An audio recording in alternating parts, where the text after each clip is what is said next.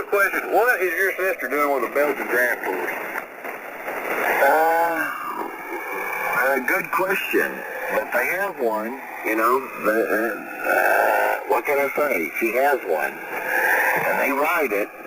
And she's not a very tall gal anyway. And that's my youngest sister. And when she's sitting on top of that thing, I mean, it's like a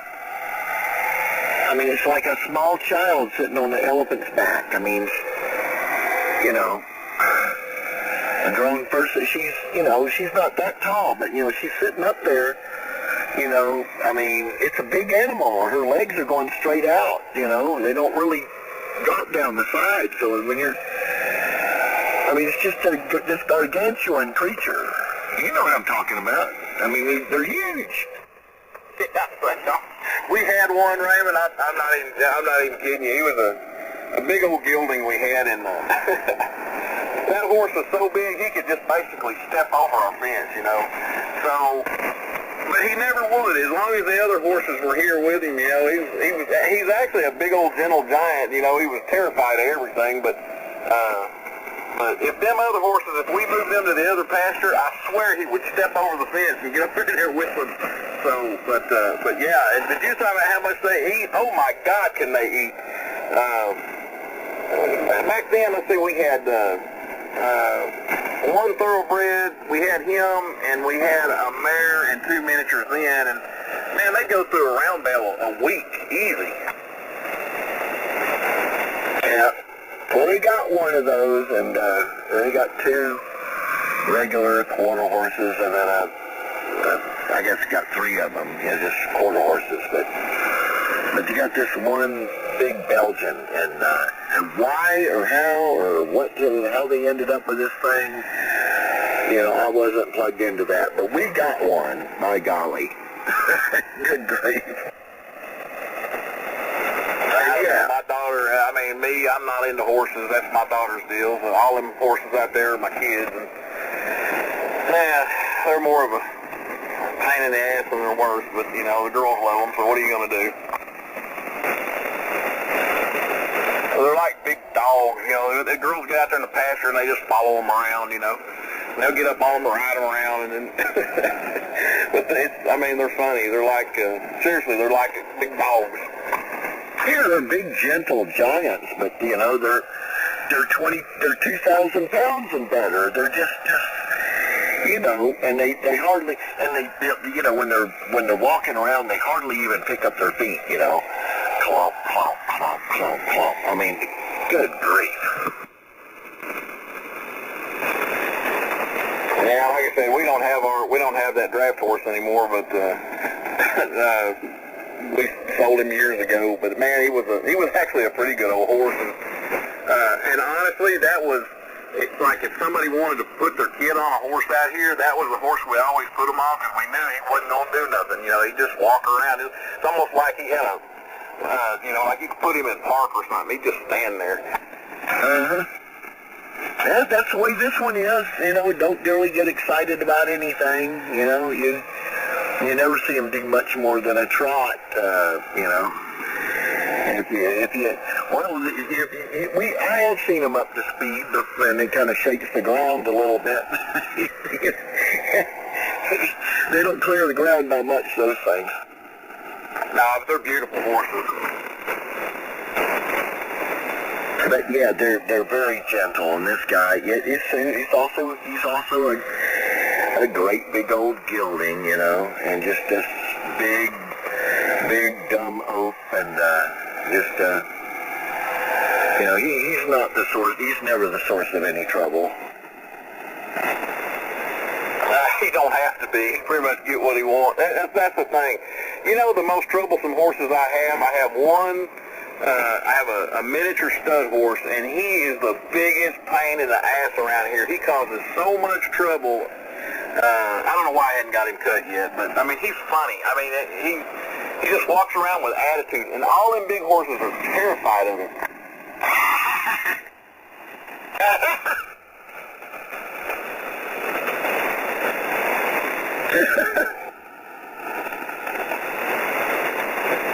And he's frustrated because we don't have a miniature mare for him. So we he's always trying to get up on them other mares, and and he just tries and tries and tries, and he can't do it. He likes about 4 inches, you know.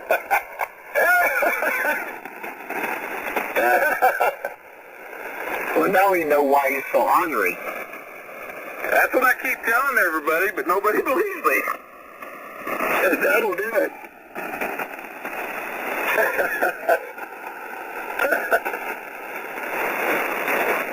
Oh my goodness. I got pictures in my head now. You see what you've done to me? Well, it's probably exactly what you're thinking, and I'm telling you, it's the first time we saw that, oh man, we all were doubled over laughing at it.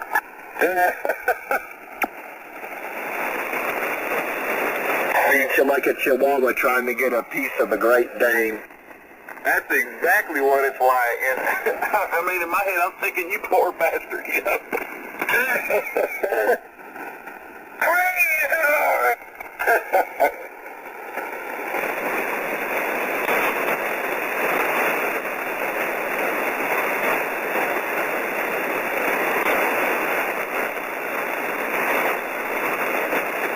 Yeah, that little guy, he bites, kicks, whatever, you know. One time a buddy of mine decided he was going to ride. He's not broke. We can't break him. He just won't, it ain't happening. A buddy of mine decided he was going to ride him and break him, and yeah, it ended up breaking my buddy. He got on him and it threw him off 3 or 4 times and broke his arm. Oh.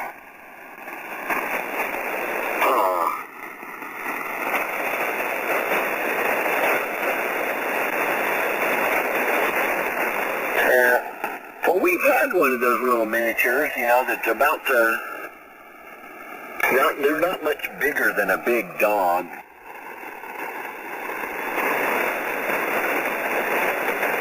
Well, ours they're not the little bitty miniatures. They're about like a Shetland pony, but they're not Shetlands, they're miniatures. Yeah, smaller than a Shetland. Shetland is just slightly... Yeah. And he's like a big dog, almost. And they kind of behave like one.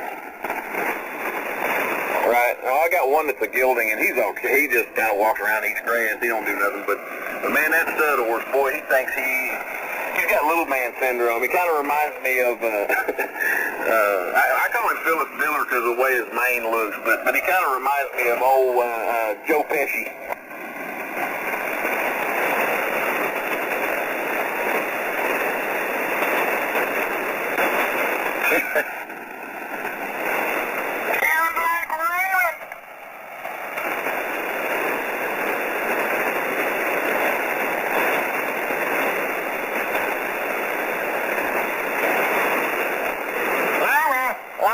We've been plumbing your guy along, and they tried to win us off, Laura. Oh, okay, if I don't want to do that. I can't help it. They'll piss that little squirrel at hit a nerve with him without us even thinking about it. And he's doing displacement.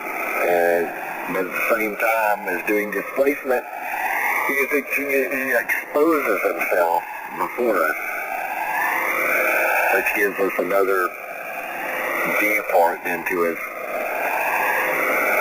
defective psyche. They really are kind of pathetic, ain't they, Tom? Oh well. That's more notice of them than I should give them. I couldn't help it. Oh, well. Too much information, almost too much information there. But yeah, that would be funny. That would almost warrant pictures. Roger. I'm here. I'm watching something on YouTube. K5LYL. Lava, there's nobody else still on the air. That's right. All right, K5LYL. Poor old Raymond. KG5QQH.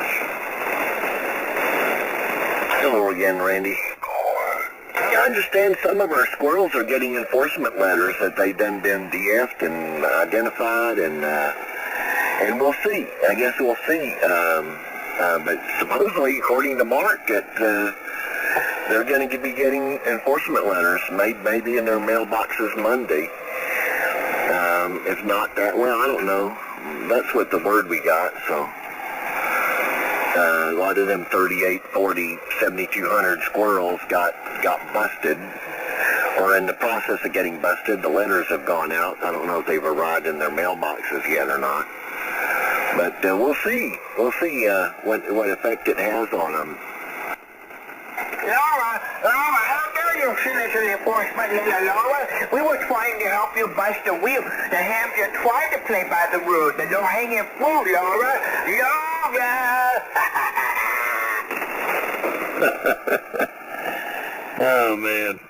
Yeah, I've been kind of over listening to you guys, man. I've had the volume down pretty low.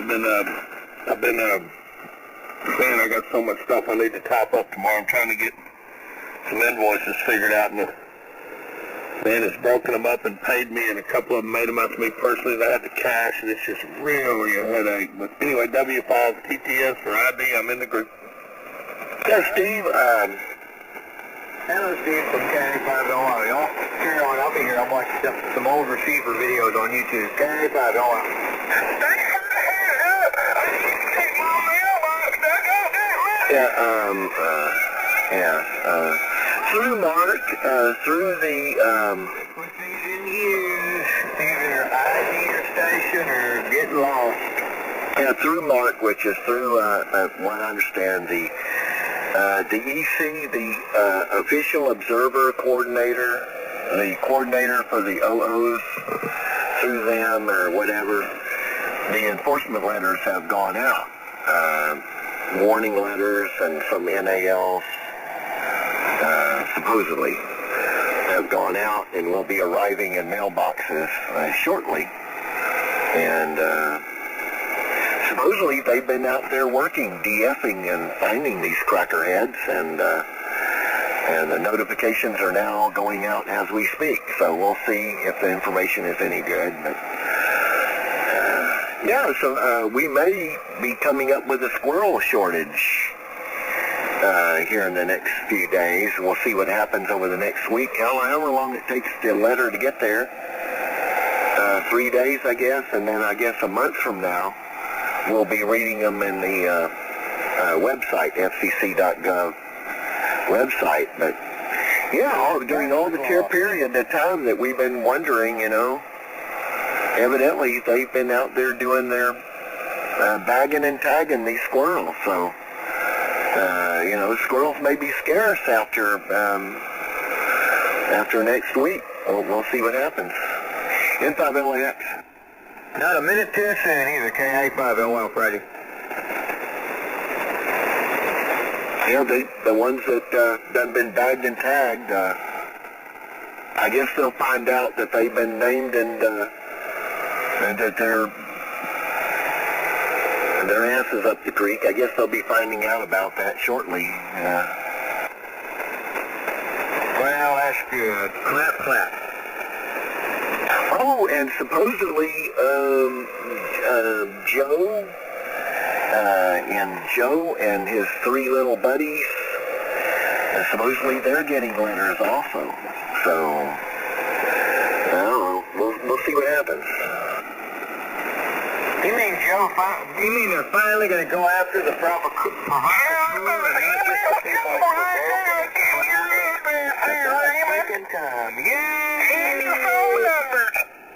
Yeah, supposedly they're going to be popping those 4 that comes out.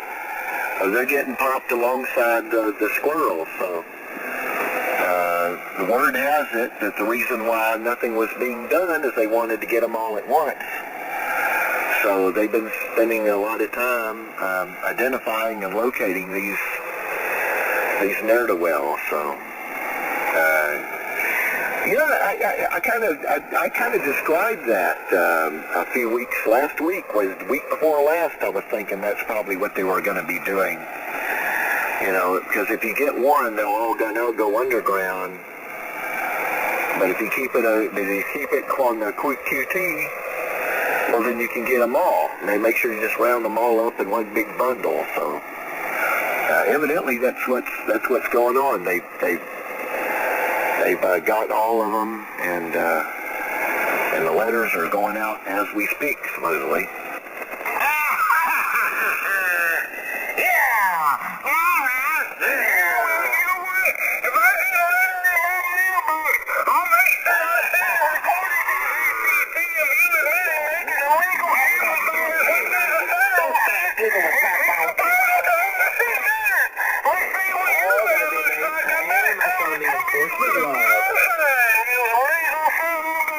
Supposedly, we should be able to read it on the enforcement log a month from now.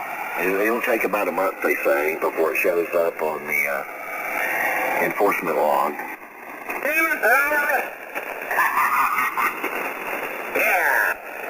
But we're gonna have a squirrel shortage here within the next few days, and as the weeks progress, we're gonna have a squirrel shortage. So. I just want to find new entertainment in 5 LAX. I think that's going to be the best damn entertainment anybody could ever hope for, man, is to see all those names and calls up there in the enforcement logs, and, oh, yeah, I love it.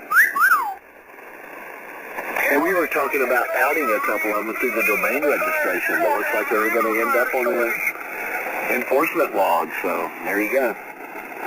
That's like that guy outed. That's great. Oh, man, I love it. Yeah. Lama, we want to help you get up. Yeah. Oh, man. Finally.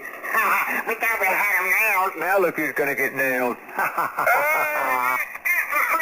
Evidently, the new administration got, the adults are in charge again, so I guess the laxitude that we've been experiencing during the Obama administration has fallen by the wayside. So now these fellas have decided, well, maybe I guess we'll do our jobs.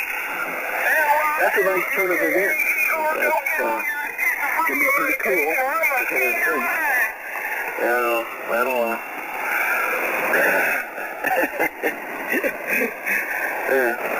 and it looks like, I guess for a while we'll have an acute squirrel shortage. But, yeah, it'd be nice to see what the enforcement logs, they'd be named and shamed right there in public view. That'll also be extra special, I think. Coffee time, N5 LAX. Well, I got this little bitch out there in the background that's disguising his voice as one of them. He's going to be famous very soon. Oh, poor baby.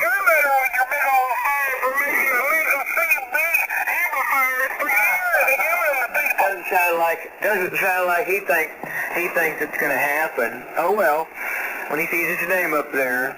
Oh, poor baby.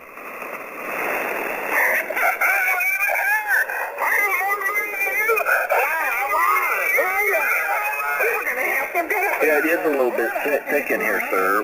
What is it called again? Laura's got a new boss now. Laura's got a brand new boss, yeah. JD9 Charlie Quebec November.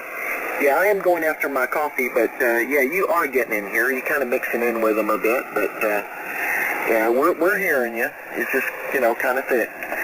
But no, you got plenty of signal, plenty. Anyway, let me get my coffee, and got quite a crew: Steve and Brad and Todd and Randy and Mark E&G over there scraping carbon out of pistons. And did I leave anybody out? We got a few folks camped in here. I understand Ramey is listening on his remote ham set. So. Anyway, let me go get my coffee, and I'll be back. M5 LAX in the group. Come on back, buddy. KA5LYL. Looking forward to seeing all the malicious hiding behind the veil of anonymity squirmers that are fixing to be unmasked. Yeah. Well, you did help in your 10 over S9. Wonderful conditions we're having tonight, by the way. But yeah, off for my coffee. M5 LAX. Oh, now little farmers are going to be unmasked along with all the people in the government. You better enjoy it while it lasts, Cut, because you're probably on that list. Whereas you're on the enforcement log here in a few days, maybe a month. KA5LYL. There's mine, because I actually have a backbone, like most of us here do. A spine, a real spine.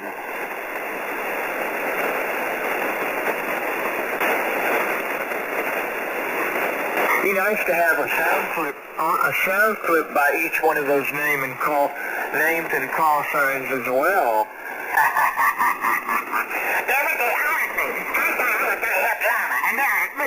Yeah, you. That's like we're gonna be the ones laughing now.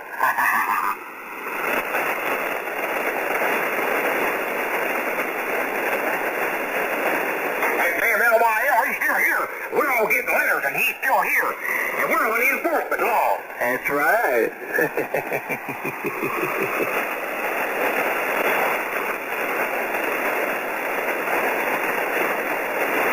Let's see, when was I last on the enforcement log?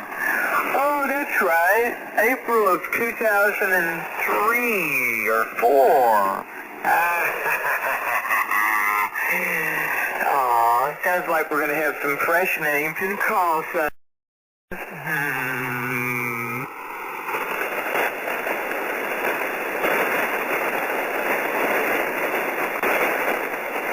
Hang on that damn LYL.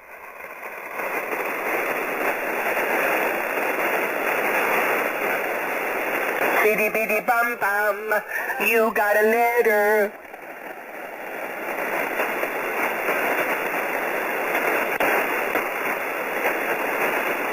I got a better, oh, damn it.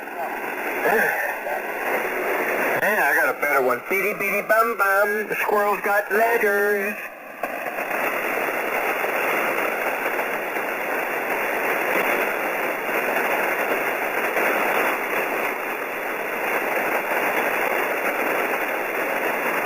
What's the matter, squirrel? Don't stop now. They've already got you. You're already had.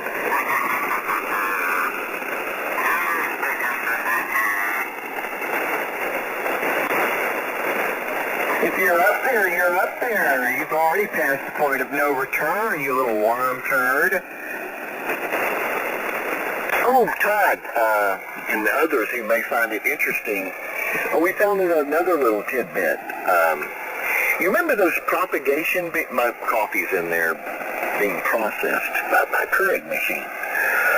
But you remember them propagation beacons, those NVIS ionospheric soundings where they send a signal straight up and bounce them off and then measure the highest frequency that comes back. You hear us about, talking about those, right? Right. Okay, so in the past, direction finding, you couldn't really get a range except by triangulation, right? Because if you try to do it phase, on a skip signal, it's not a direct path. It goes to the sky, it gets refracted, it gets bent, goes back down to Earth, and it may even do a second hop. So anyway, you can't do phase triangulation, you can't do distance ranging, because the length of the signal path is not a constant. It's not a constant, and it can vary widely. And, as the ionosphere, the reflection height changes and all that, it always changes. And what you really need for that to work is you need some calibration standards. You need some transmitters out there that you can do calibrations on. And once you've got a fixed no location to recalibrate to, then you can do distance ranging to phase. Now, when I talk about phase, that's where you can take the actual audio envelope, right? The actual audio envelope of the RF signal, and you can see the time delay between stations, right? So it's so many milliseconds sooner at this station than at that station. And you can get distance ranging. Okay? Yes. Line of sight, that's really easy to do. Really easy to do line of sight. But down here on 75 meters, it is not line of sight. And so they couldn't do it because the signal path length is constantly changing over time. That's not the case no more because they're using the vertical propagation beacons as distance calibrations. They got a known transmitter at a known distance, and they can measure the propagation delay between here and there to calibrate their rangefinder. And so now, these DS stations, they can do ranging as well as distance, right?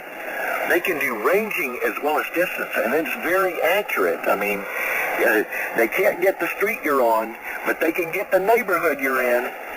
You know what I'm saying? They can get the neighborhood that you're in because they've been using these vertical propagation beacons as calibration standards. And I'm talking about the, for example, that signal that comes across here that we've been talking about, we call the frog. It always comes around on the 29th second of the zeros and the fives. Well, those very transmitters are used as calibration standards to calibrate the range finding at the DS stations. Now, is that not killer or what? Let me go get my coffee. Inside LAX. Come on back. Yep, that's pretty cool. Tell Laura you're busted. Okay, 5LL. Tell Laura too bad. Tell Laura soon you will be on the enforcement log.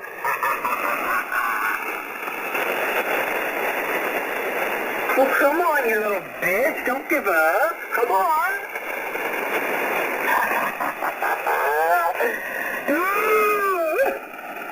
Can't sing or flip. What?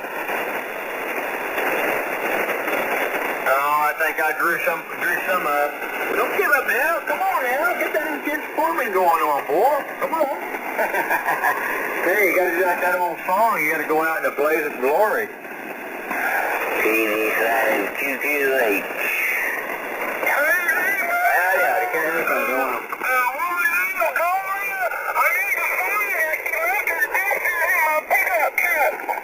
Yeah, but you're going to be on the enforcement log. Hardy har har. Oh, you and all your little queer buddies, even Wowie Joey and Lemming. Yeah, he's going to be. We're going to be saying. We're going to be knowing him as Wowie Joey sounds like here pretty soon instead of Joey Wowie.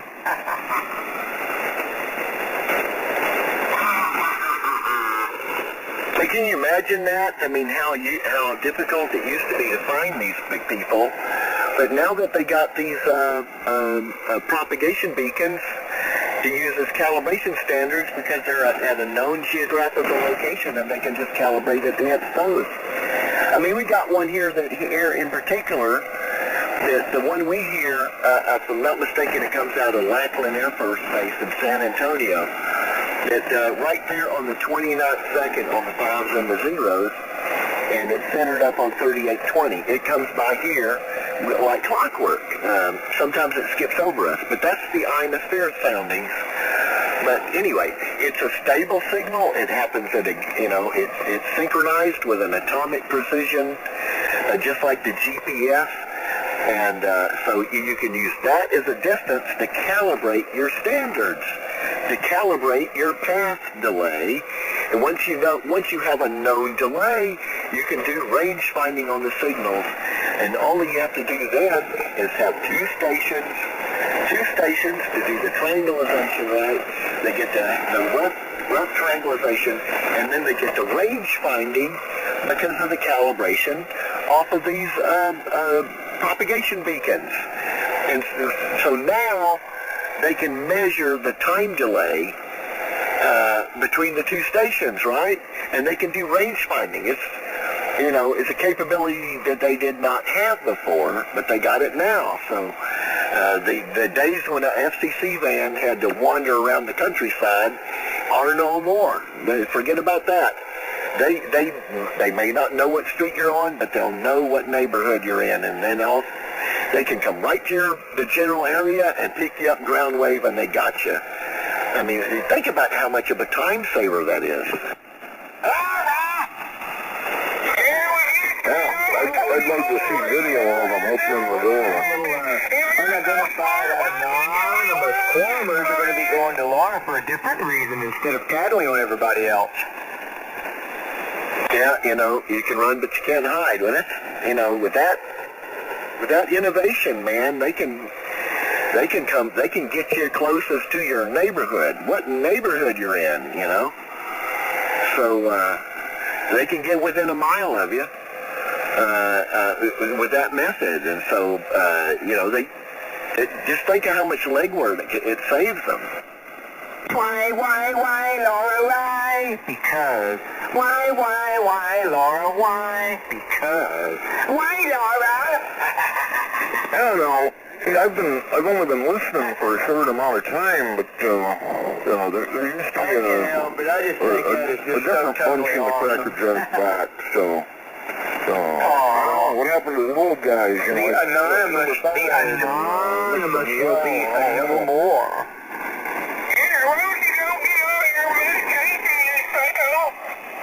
Keep it up. Oh, yeah, that's right. I'm psycho, all right. Yeah, that's right. I'm documented psycho, so, watch out.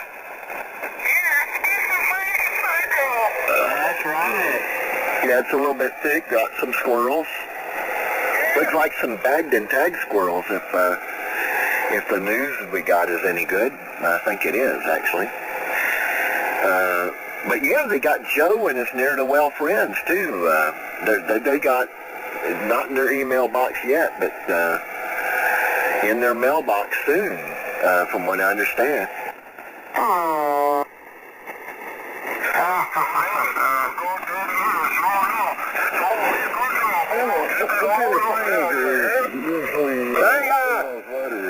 They got me, Lemma.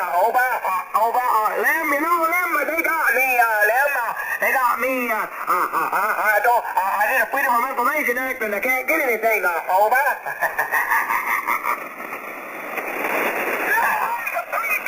Well, it sure needed to be cleaned up.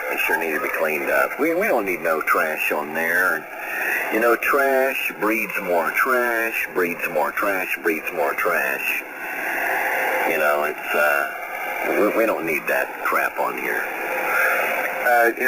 Kilowatt 9, what, I didn't get your QTH or where you were. Where are you hailing from there, old man? Well, if you're talking to me, I'm down here in Leland, Texas, about 45 miles southwest of Austin, Texas, about 60 miles, I guess, We're trying to work around, Lander. Go away. Yeah, it's kind of difficult to get a word in edgewise amongst us. Tim was lamenting but himself. He says, man, I can hardly get a word in edgewise. Wait till I get my halt cooked up. I'm just going to put my big foot down on top of the old peckerheads. You can talk to me all day long, talk trash to me all day long, worm turd. Fact is, you're fixing to be exposed for what and whom you really are. Okay, Bubba.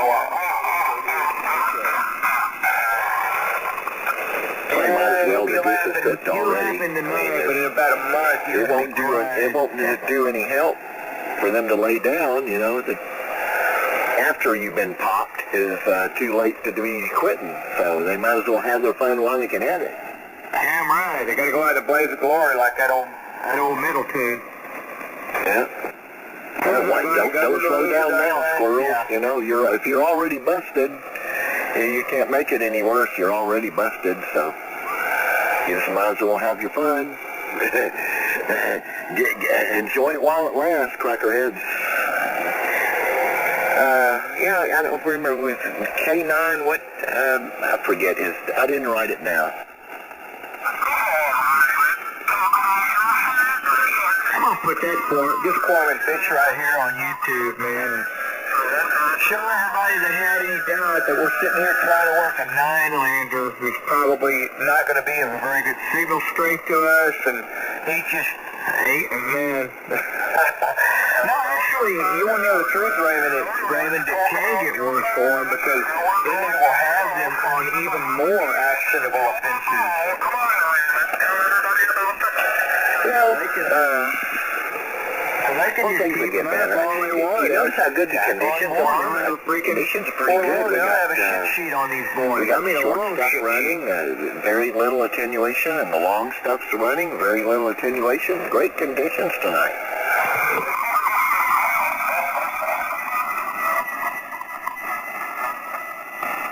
In the past, we couldn't even hear the daggum squirrels because the squirrels are buried underneath the lightning static. Yeah, we can hear them tonight. Yeah, that's all right, though. MCH record pad. Gotta love it. Signal link, Tigertronic Signal Link USB. Gotta love it. Direct connection to audio amplifier and sound capture device. Gotta love it. Yeah, Rainey's been running a digital recorder here for a month.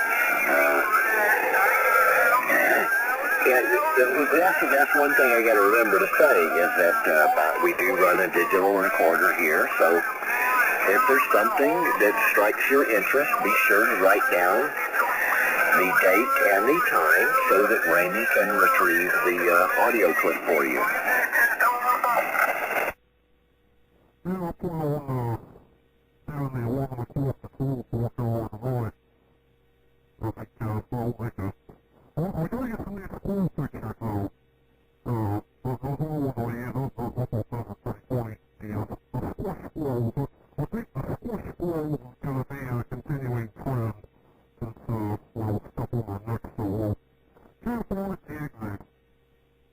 YouTube, KA5LYL.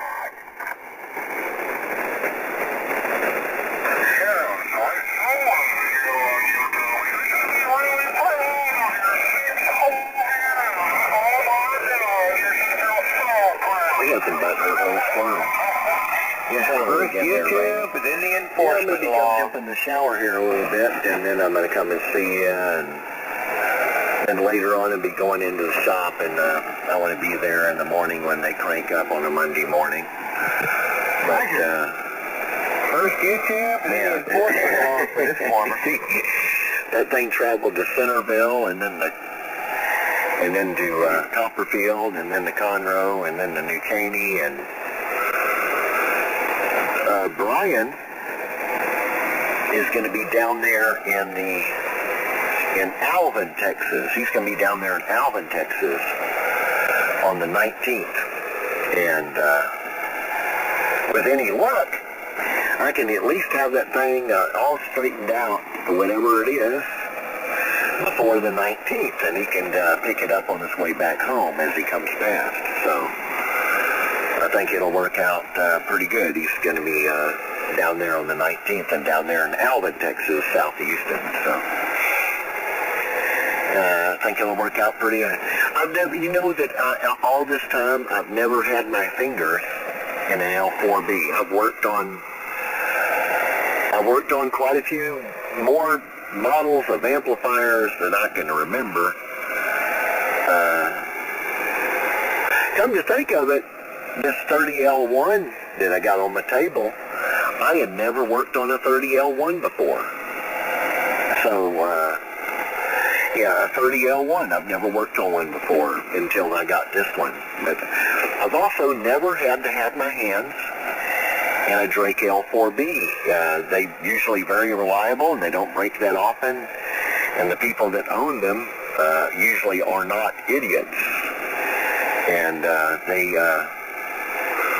they're not known for breaking down. They're got the tubes and chimneys, they cool real well, the transformer's outboard, and typically used by, typically not a chicken bender amp because they're too damn expensive. They're built to fairly decent, they're built to high quality, they got good quality components. And those that have them don't want to get rid of them because they're a good solid piece of gear and they just don't give you no trouble. So that's probably the reason why I've never had one of those come across my repair bench. So that's going to be a treat for me. I get to get my hands inside of a Drake L4B in 5LAX. I'm ready.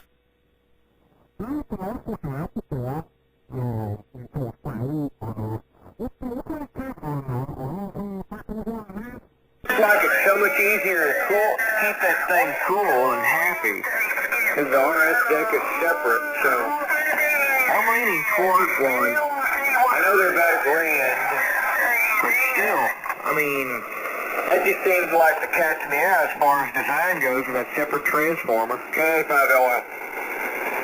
Well, the Henry design is also good. They also run their 3500Zs in chimneys with the air blowing up through the socket and then the little glass chimney over the tube with that's necked down at the top so that the air is directed against the anode cooler at the top of the tube. I mean, it's about the best way you could possibly cool one of those things. And because of the, the through the socket cooling has fewer problems with, melting the solder loose at the filament pins and that type of problem that you would have when you run the tube too hot. It's interesting that that's where they usually fail. If you run a 500Z too hot, that's typically where it fails, is at the filament pins, the solder melts loose. More than, I guess, a half a dozen times.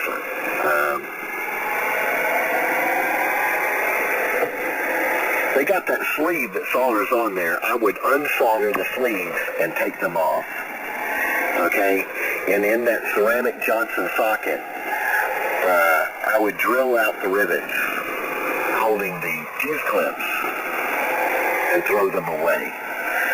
And so I made these little clamps out of bus bar stock, 3/8" bus bar. And you drill a hole. The pin that's actually comes through the glass seal is actually a smaller diameter pin. But you would drill a hole exactly that size. I don't remember the exact size drill bit. You drill a hole that size, and then you would cut through the hole. You would cut through the hole so that when you clamp it, it would squeeze it together around the pin. You follow me so far? Roger. I made these little I cut out these little triangular pieces out of 3/8" copper bus bar stock and make these little filament clamps, pin clamps.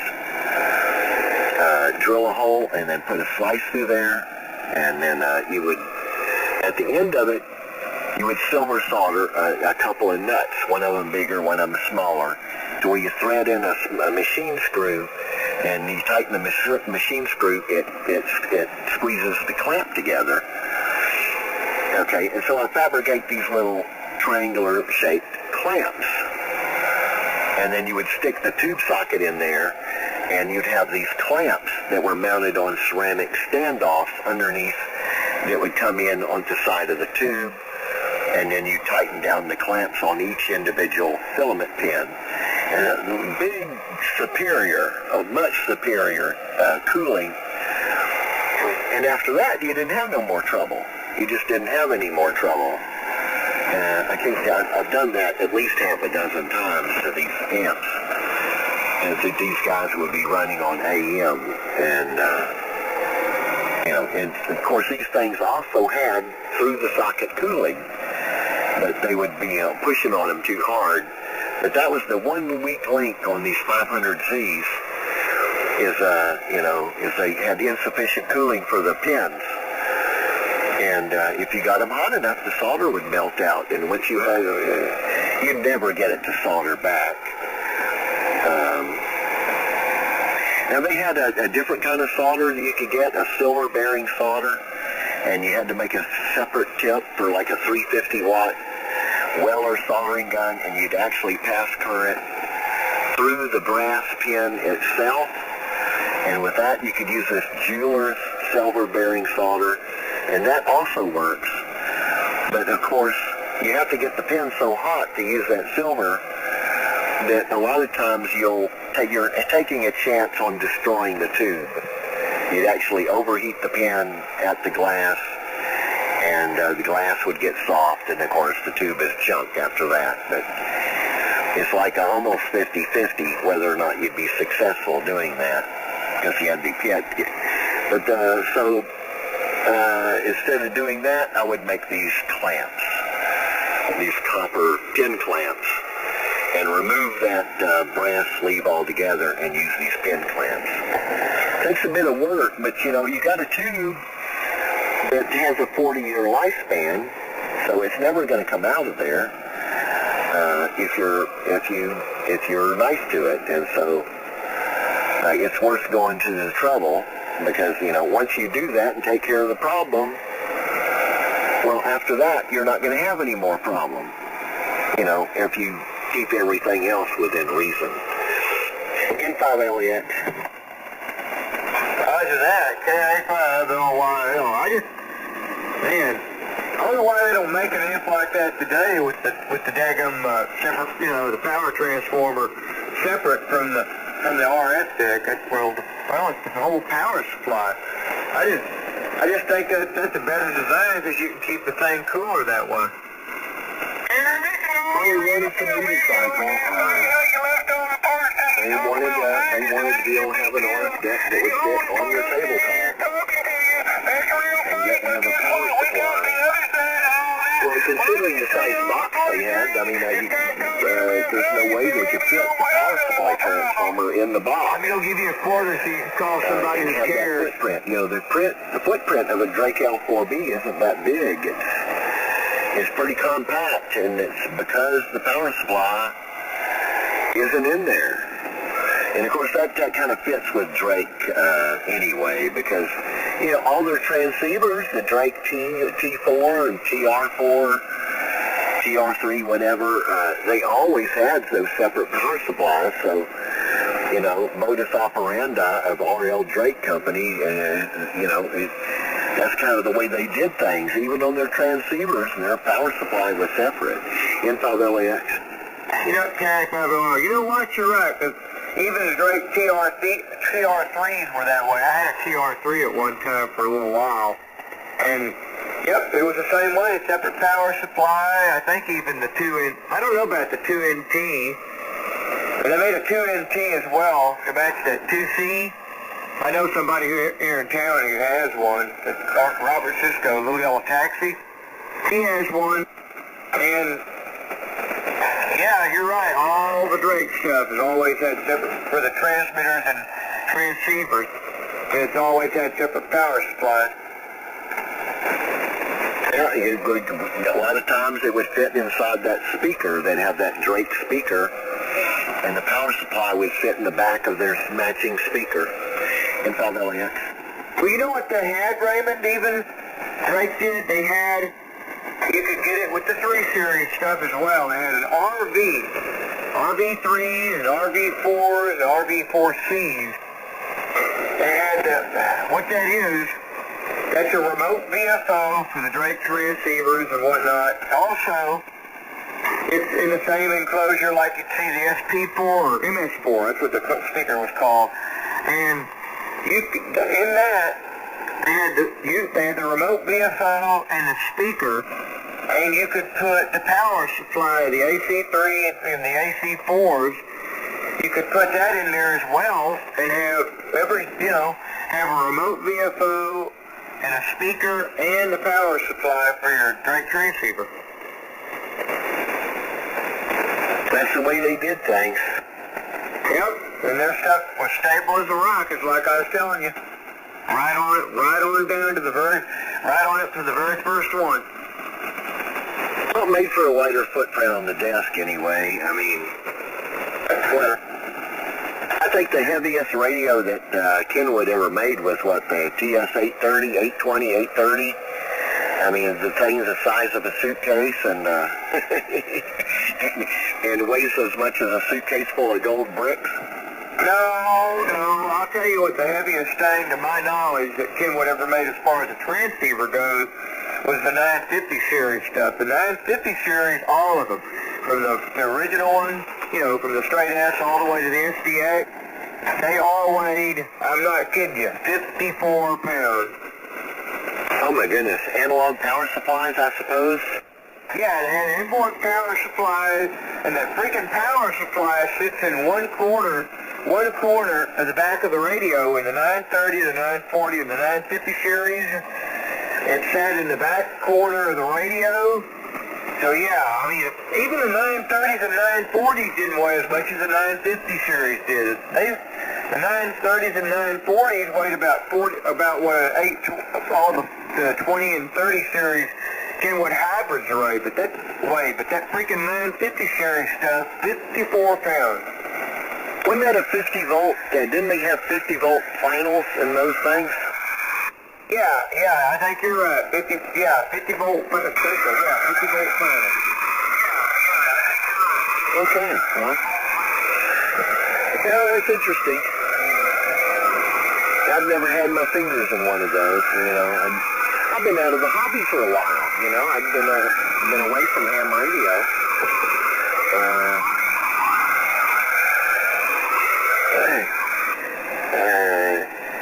You know what brought me back into ham radio, Todd, is my gal passed away. I lost my gal to lung cancer. That's what brought me back into the hobby. And so I always planned on coming back into it. I always had all my stuff. I got all my old ham gear is still in the barn when I haven't pulled out already. My two biggest amplifiers are still out there. But that's what brought me back in. Man, that's about now 3 F-bombs I count right there. Here we go again, once more into the breach. 3 F-bombs. You know, when I dive into something, it's head first, and you know, the last you see, the bottom of my feet disappear. You know, I do the full immersion thing. So, you know, I'm gonna be, you know, it's gonna be Raymond's antenna farm. You know, I got 10 acres here. I got plenty of room to string wire out there. My place is 2 acres wide and 5 acres long. I got, you know, if I want to put up some rhombics, I got the room to put up rhombics. So, I got plenty of room. So, it's no big deal.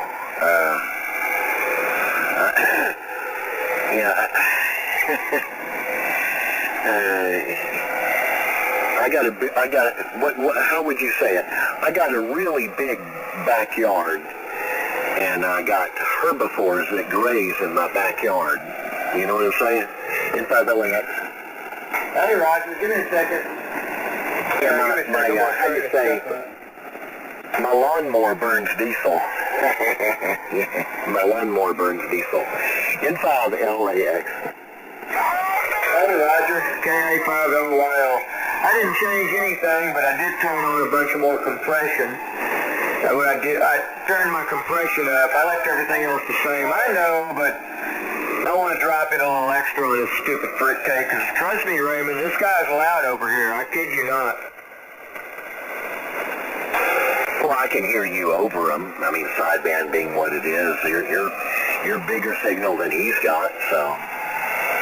Yeah, don't feed the trolls here, Todd.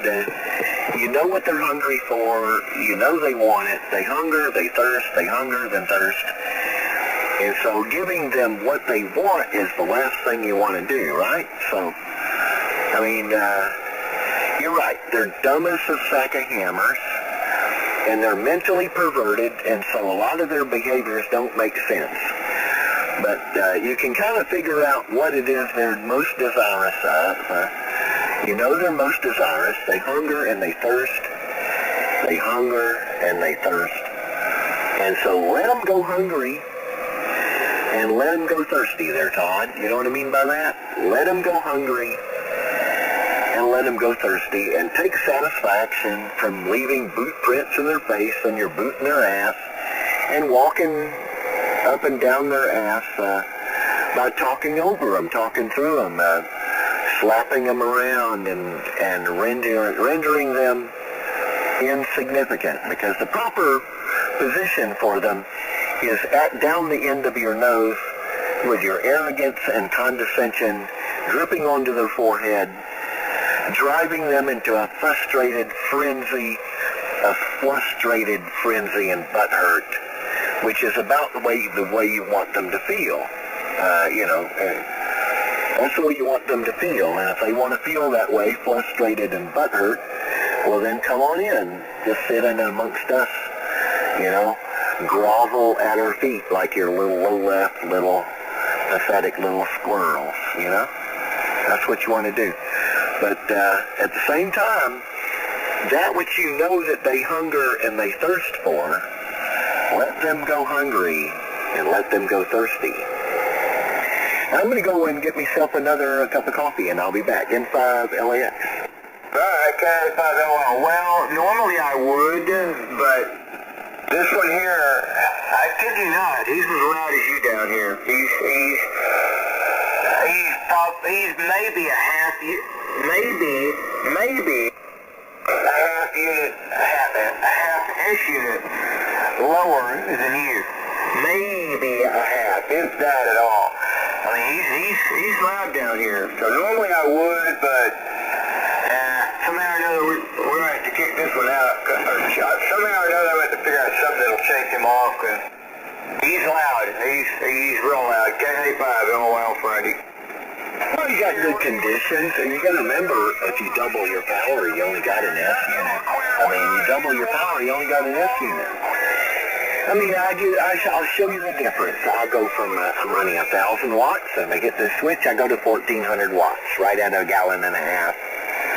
1,430, 40, 1,345, close to a gallon and a half. I get this switch right here. Now look how much small of a difference this makes, okay? Look how small of a difference this makes. I've added 50% to my power, and look how small a difference it makes. So if it's not going to make any difference, why do it? Turn it back down, 1,000 watts. That's where I run, and they'll get out there and they'll burn their crap down, and I'll still be here. I'll be like the slow and steady. It's the nature of their squirrel. They have very low discipline, and they'll burn their crap down. They'll consume their crap. And here, I am, got this transformer sitting on the floor, and I'm continuous duty, 24/7 continuous duty. I have no limit to my tea down time. I can run like this forever. And, I can get out here and yickety-yackety. I can do that 3 days straight. I'm a marathon yickety-yacker. And I'm always the last guy standing. It doesn't matter, a drag racing car. You could go to the drag strip, and you got interesting set of physics there, trying to get the power on the ground. And the crankshaft is slightly out of alignment, and the twist of the torque is what brings them back into alignment. And their pistons are getting such a full charge of nitromethane that they're right up against the point of hydrostatic lock. As a matter of fact, if you were just to put a little bit more fuel to it, you would have no more room in the combustion chamber. And you've seen it happen. The top of the motor blows off, right? They blow the top of the motor off. And you've seen it happen at the drag strip all the time. So, yeah, they can get out there and they can do the burn, and bleach the tires and do the burn and run down that drag strip. And they, halfway down there, the top of their engine may blow off.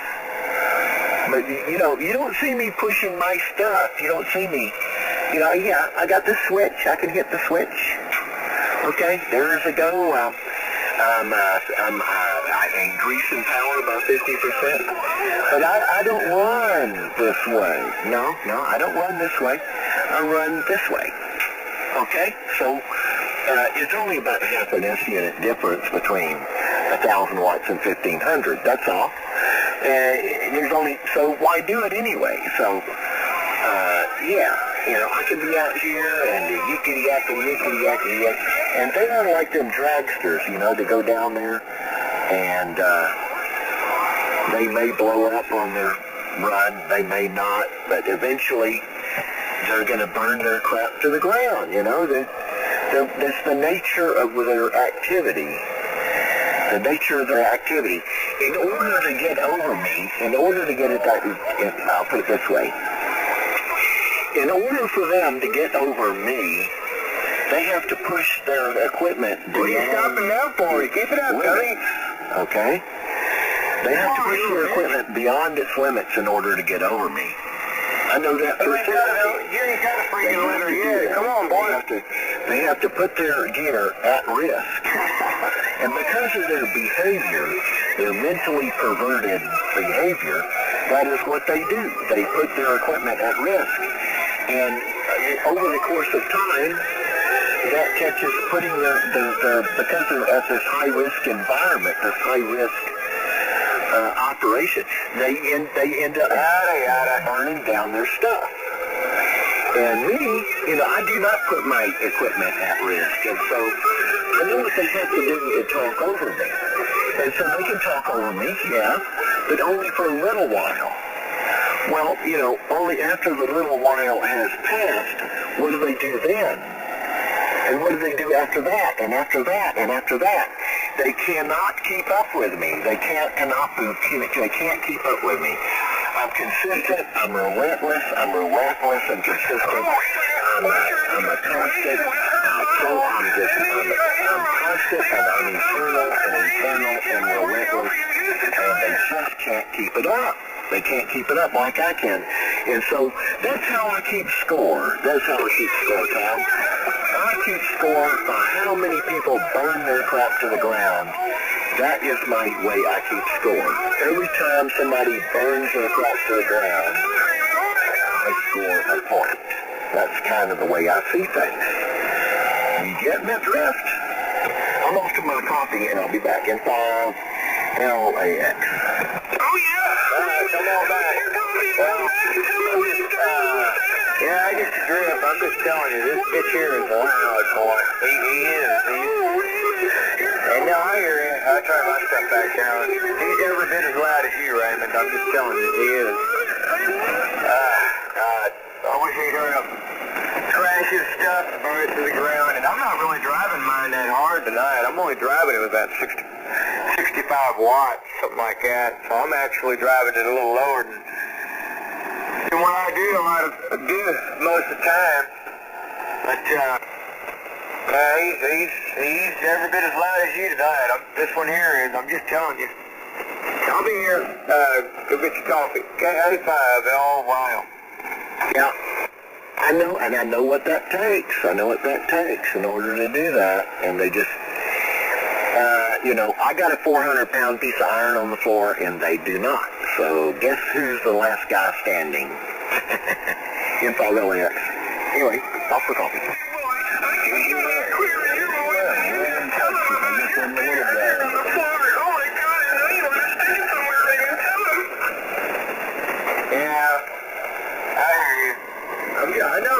Raymond, I realize all that. I'm just telling you, he's very loud on me tonight. I'm just telling you what's going on, man. I'm just telling you.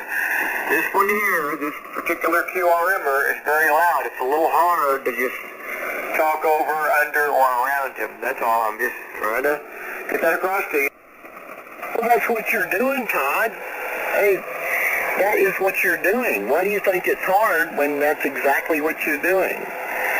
I mean, I don't care if they stomp on a word or two of mine here and there. I get on one of my rants and tirades. No particular word or two of mine is all that important, and if you didn't hear them, you haven't lost much. Have you noticed that I do that?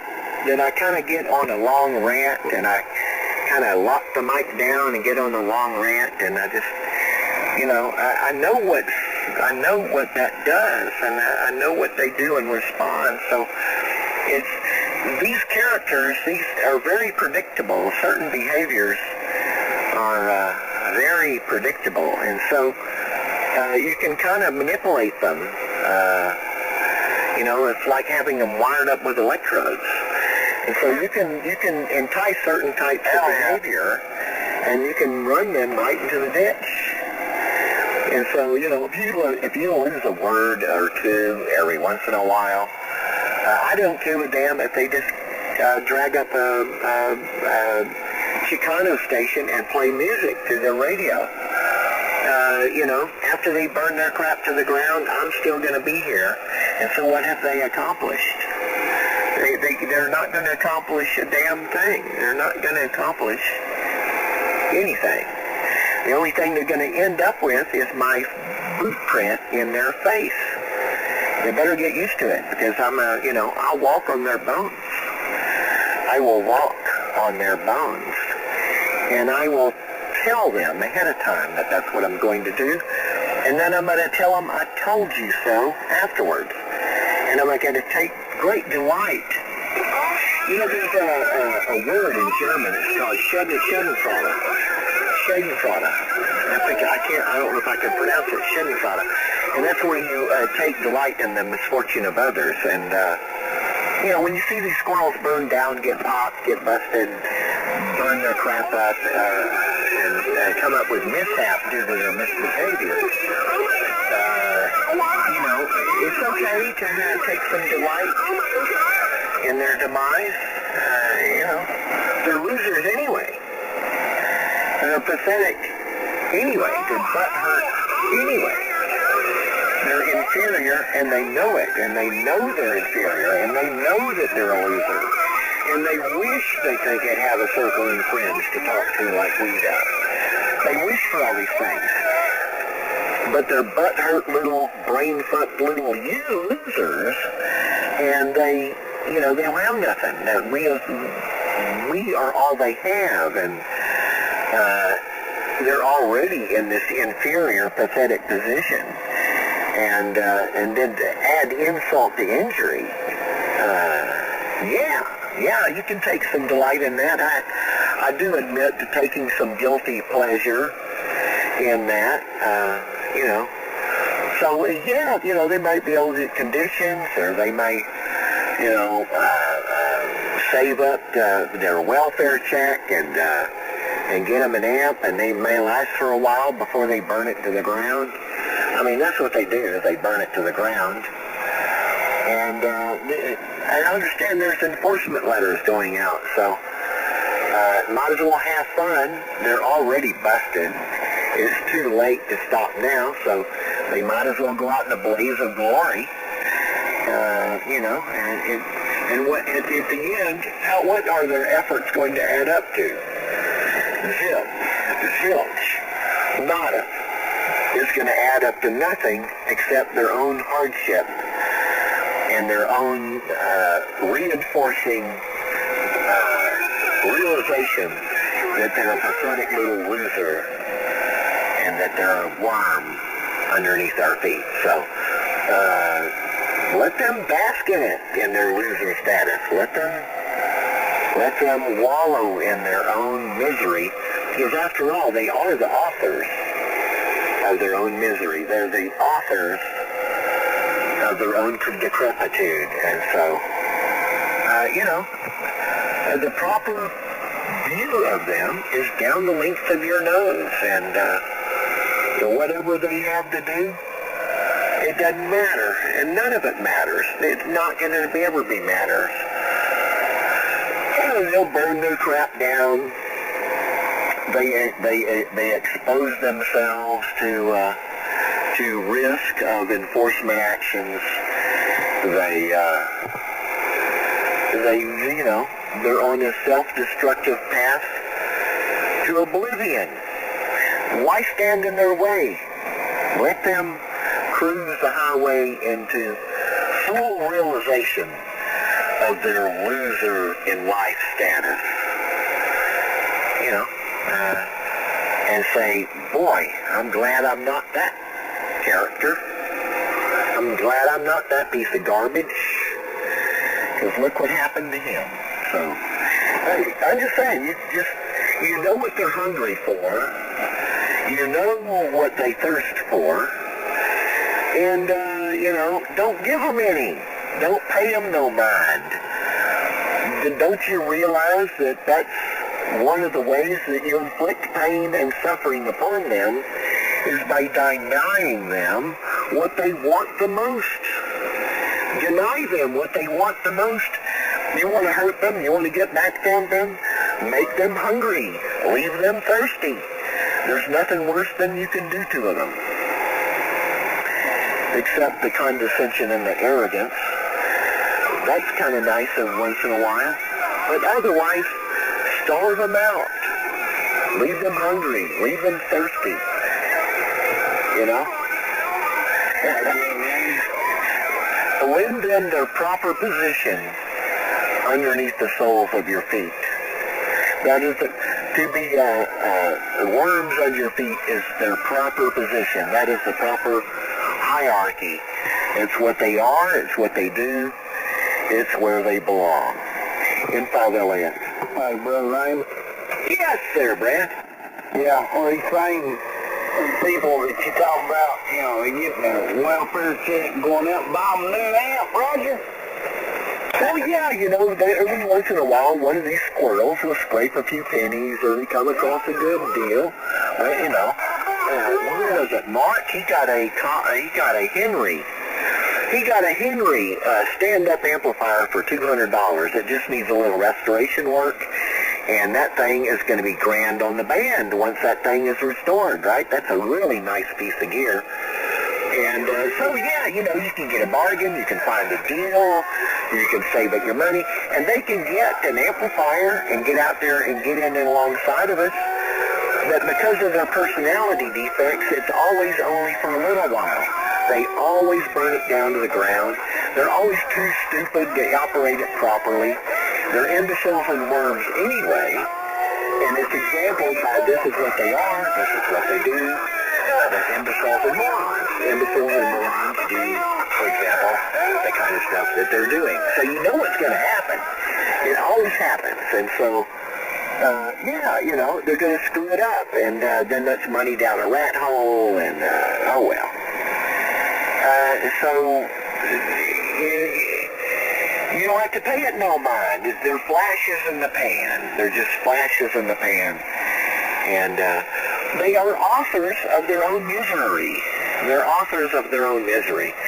So, let them be miserable. Let them run themselves into the ditch. Crash and burn, what have you. They're pathetic little worms, and, they'll suffer the fate of pathetic little worms. They'd be lucky to be used as fish bait, because at least if a worm gets used for fish bait, at least it means he caught notice of a superior creature. Offer the coffee in 5 LAX. Well, see, these are the same pieces of doo-doo that have come in here on frequency, Corman, and talking doo-doo on me, and talking about how they're paying taxes to support me, the welfare mooching bum, but claiming I'm not really disabled, and that I make my wife work 6 days a week to support my sorry ass, and, and all that kind of stuff. And when I really have classified, it was disability, but yet I don't get none because of my wife's insurance. Essentially I'm disabled. And,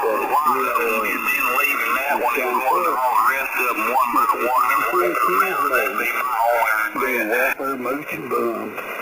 When I don't get my welfare judgment, even though I've been applied for it for years, so finally got paid, and I don't get nothing, because my wife makes too much money. She got $28,000 a year before taxes. That's hardly stuff. I'm concerned.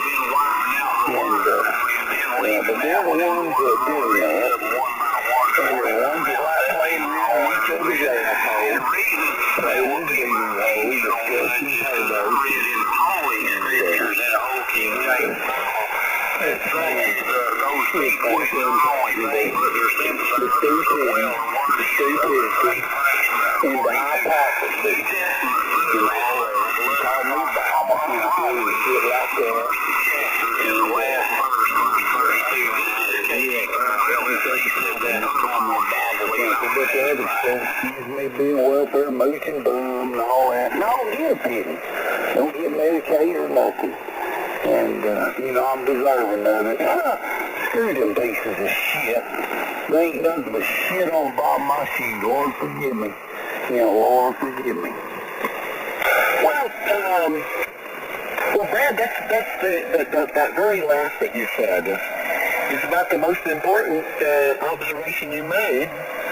Not that you haven't made it once already, but I want to put it on you. They're garbage. They're worms. I mean, look what they're doing. They are what they do, right? Do not they show you their character, what type of creature they are, or what activities they're engaged in. Okay. So, they showed you. They're low-lying pieces of filth. I mean, if they had any chance at normalcy, what a normal functioning human being, they would be off in some rag cereal on 75 meters, some group sitting in with a bunch of fellas, yucking it up and having a good time. That's what normal people do. Like they do. But they do not. They do not. They do not rate that high. They do not rate up as high as normal people. They're pathetic little worms. They're scumbags. Okay? And since when should you give the opinion of a scumbag in the authority? Since when is that being they have nothing of interest to offer. They have nothing of interest to offer. If they did, then that means there'd be a different kind of creature. They wouldn't be doing what they're doing. They would either be sitting in here in a round table with us, or they would be offering some other group of people who share interests. I mean, you know, people like to build race cars or dollhouses or those some people like to, fishing lures. I don't care. As many very hobbies and interests as they are in and so they'd be out there with like-minded people sharing in a common interest somewhere doing something else. And I'm talking about normal people that have a life. But these creatures do not. These creatures do not. They're here and they're doing this, and they are what they do. And what they do shows what they are. And so if you already know that they're worms, they're pathetic little filthy little worms, you know, brain damaged in the head and mentally perverted and all these maladies and hypochondrias and phobias, just one screwed up, and the authors of their own misery. I like to focus on that. They are the authors of their own misery. Their own miserable, wretched condition is 100% their own doing. Self-destructive behavior. And you hinted on that earlier, that work that you talked about, when you talked about those fags, how they debauch themselves and defile themselves and roll and riz and spoon feed themselves human manure, right? Okay, anything to bathe themselves in their own wretchedness, okay? Nothing is too disgusting, nothing too vile, because they've been given over to a reprobate mind. It's almost like God's curse to them. He says, all the things that a normal people would make them rich, I'm going to punish them by making them lust after those things that would make a normal person rich. And so you get the vision in the head that these people are so reprobate and mentally perverted that they would search the highways for roadkill and instantly put it in their mouth, maggots and all. That's essentially what they're doing. They are in full and total immersion into defiling themselves and their own wallowing in their own wretched condition. I mean, otherwise, would they be doing what they're doing? No. They'd be off there, some other group here or some other group, sharing their, I don't care, anything from growing to tomatoes to building amplifiers or whatever it is their common interest is. They'd be off doing that. They wouldn't be here doing this. So you already know what kind of wretched, pathetic creature you're dealing with. I mean, you already know that. And so this pathetic, defiled, wretched, miserable creature, the authors of their own wretched misery, what possible authority could you lend to anything that comes out of their mouth? They have nothing. They have nothing on offer that any sane person would give any weight to. Nothing. Their word is nothing. Their opinion is nothing. They have nothing. They are nothing.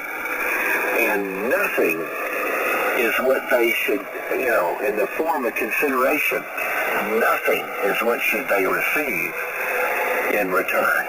And so they'll ask, Raymond, go get you a cup of coffee, calm down, everything will be okay. W5JMW, relax. I was a little bit of a rant, and I will go get my coffee. Good afternoon there, good evening there, John. It's always a treat. It's always a treat when you show up, and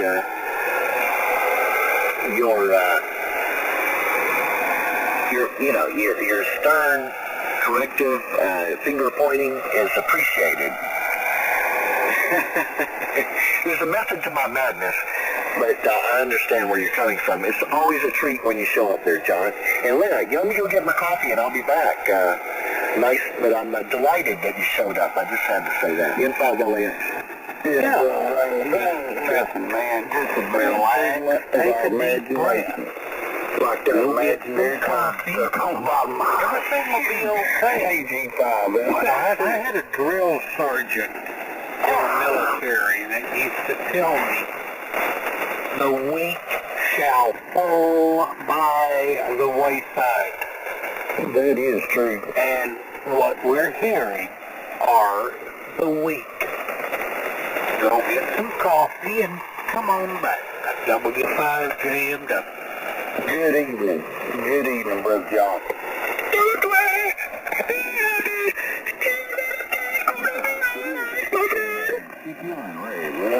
That's just a figment of my imagination. And I can barely hear it. I'm about to pinpoint who that is. QRMing. I have my ideas right now, but I'm about to pinpoint. And hello, Brad. W5JM. It's a blessing to hear you, Mr. John. W5JMW, W5NG. Yeah, Mark, you need to go back to grinding that carbon, don't you? Yep, I'm still working on it. Hey, Brother Mark. Yes, sir, Brad. Is that a humbling experience? Well, have I mentioned this sucks yet? Well, I bet it put some muscles in your arms. I'm getting too old for this crap. Hey, John, you were saying you think you might have it pinpointed. I think I might have it pinpointed too, because there's a certain somebody that leaves a certain other frequency, and when it gets quiet, that QRM starts down here. It's just kind of coincidental. That's kind of what I'm thinking too. It's and the voice graphs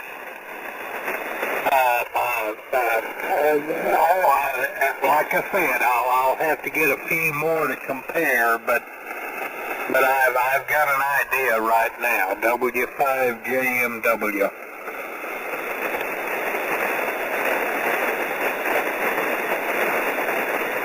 And the mark is not who you would think.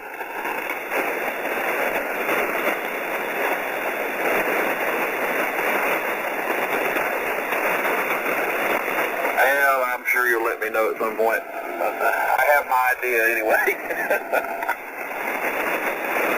It's interesting the QRM starts when it doesn't happen at the same time. Well, I think I know too, but I'm just gonna kind of be mute about it. That's the best thing. Yes, sir. The problem will eventually solve itself. How many times y'all gonna keep sucking on him until he blows the wad? Do what? No, no, sir, I'm not gonna tell you what to do. No, sir. No, what, say that again, Station, you're awfully weak.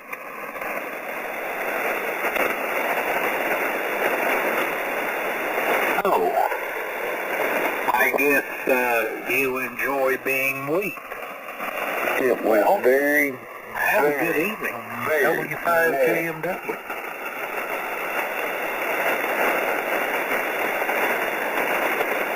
by a very, very, very vile person.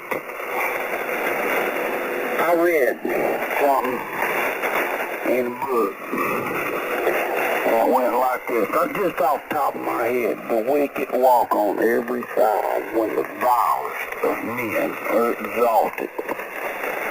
Yes, I understand, but I helped write the book. Oh, okay.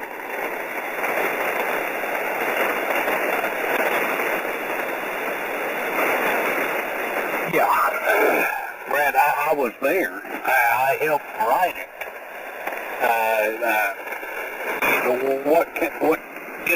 What can I say? I was there. I helped write it.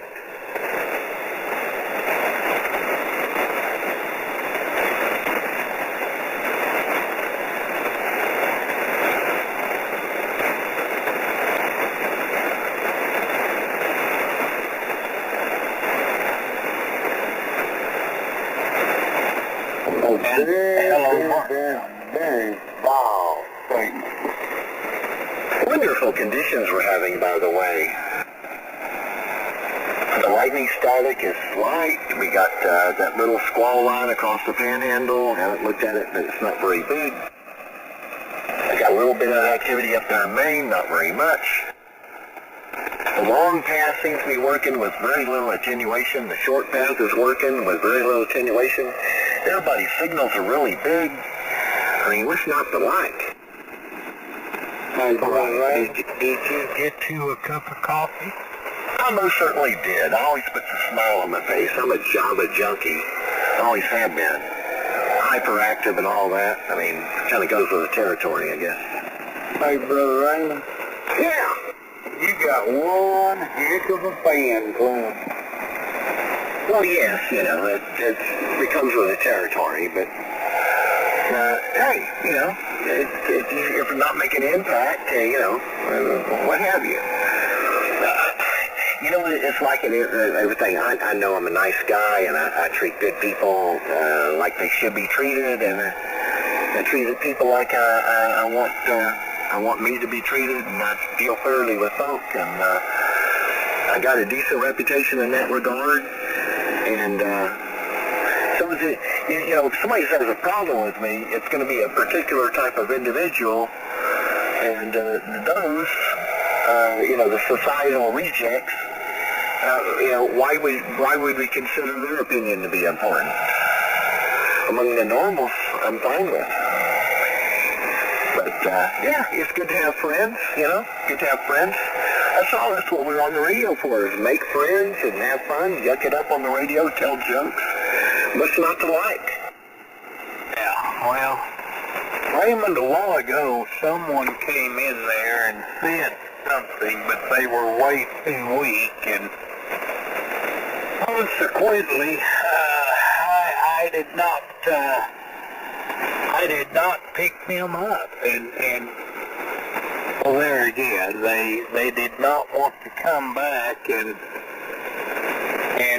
say anything, and that's a shame, because I think they ought to.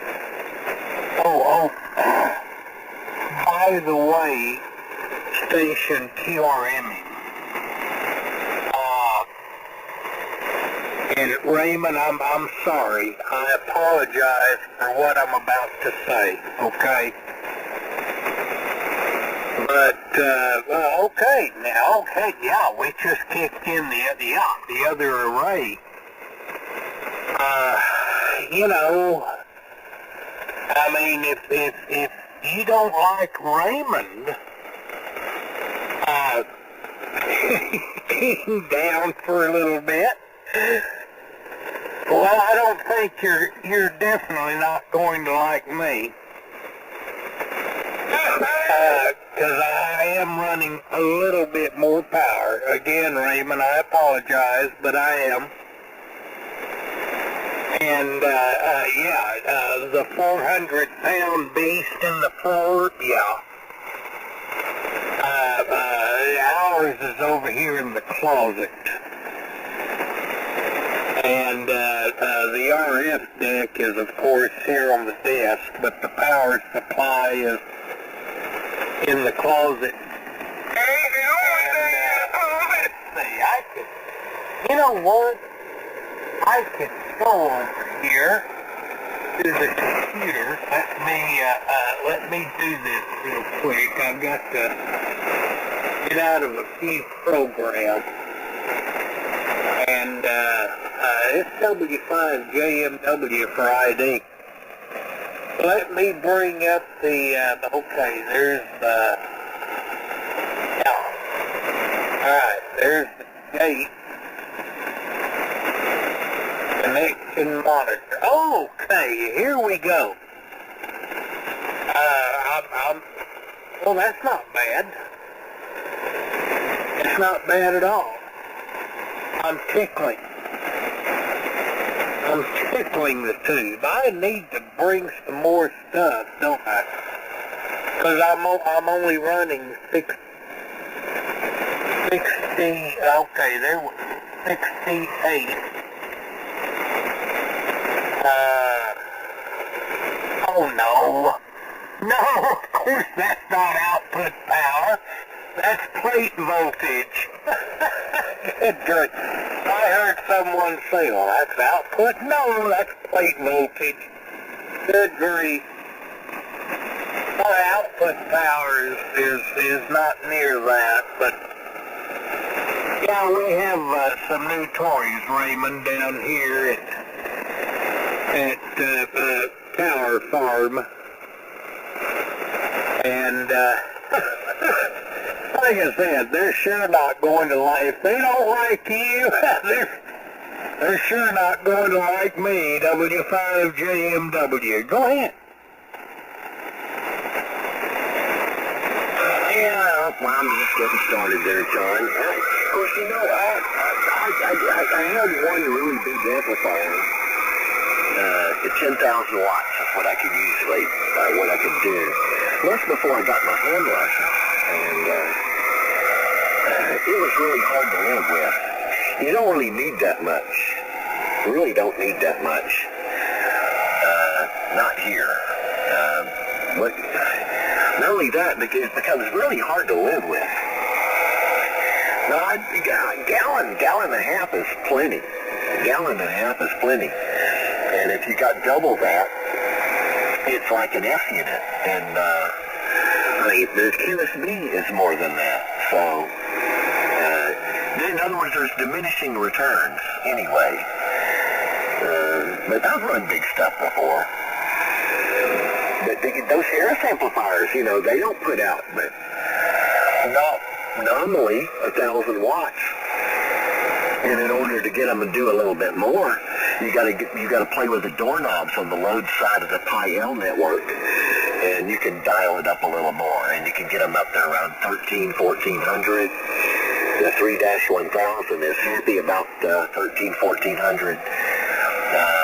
It's not the same as a 41000A. You know, the reason the 41000A can do what it can do is because you can put 4,000 volts on it. I mean, 6,000 volts on it. 6,000, 6,500, 7,000 if you want to push on it. You can put 7,000 volts on a 41000A. Well, you know, whereas a 31000Z, you really can't do that with a 31000Z. But, of course, their claim to fame wasn't their output. It was their staying power. They had this big, massive power supply, and you could do like what I'm doing now and just not have to ever pay it no mind. You know, it's like slow and steady wins the race type thing. So, but yeah, you know, I thought the big stuff, but you don't really need heard like hearing. You just need enough to be heard. That's what you need. Just need enough to be heard. And the biggest contention that we have for being heard isn't our fellow humans. No. The biggest contention of being heard is band conditions and lightning static and noise floor. And, you know, all I care about is when all the squirrels are shut out and when the entire 75-meter band has basically been driven dead as a doornail. We have people coming and checking in with us and say, hey, you guys are the only people talking on the whole 75-meter band. Yeah, everybody else has been driven off by the static and the adverse conditions. But here are me and Brad and one or two others that are still out here yucking it up after the entire band is dead. Now, you know, that tells me all I want to know. N5LAX. Oh, absolutely. Absolutely. N5LAX and the group W5JMW. And the little TRMer came up a couple of times, but I think he realized that when he unkeyed, you were still talking. So, you know, consequently, his little puny signal is doing nothing but TRMing. I mean, that's all. It's like a broadcast station out of Albania. You know, I mean,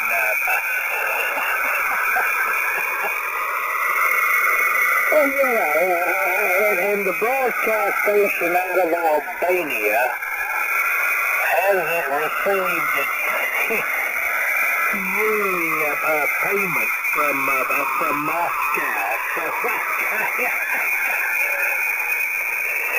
We're having to run with the old cycles that we Oh, Ray. Raymond, turn it on around to Brad and Mark, and I'm going to run down the hall in 5LAX,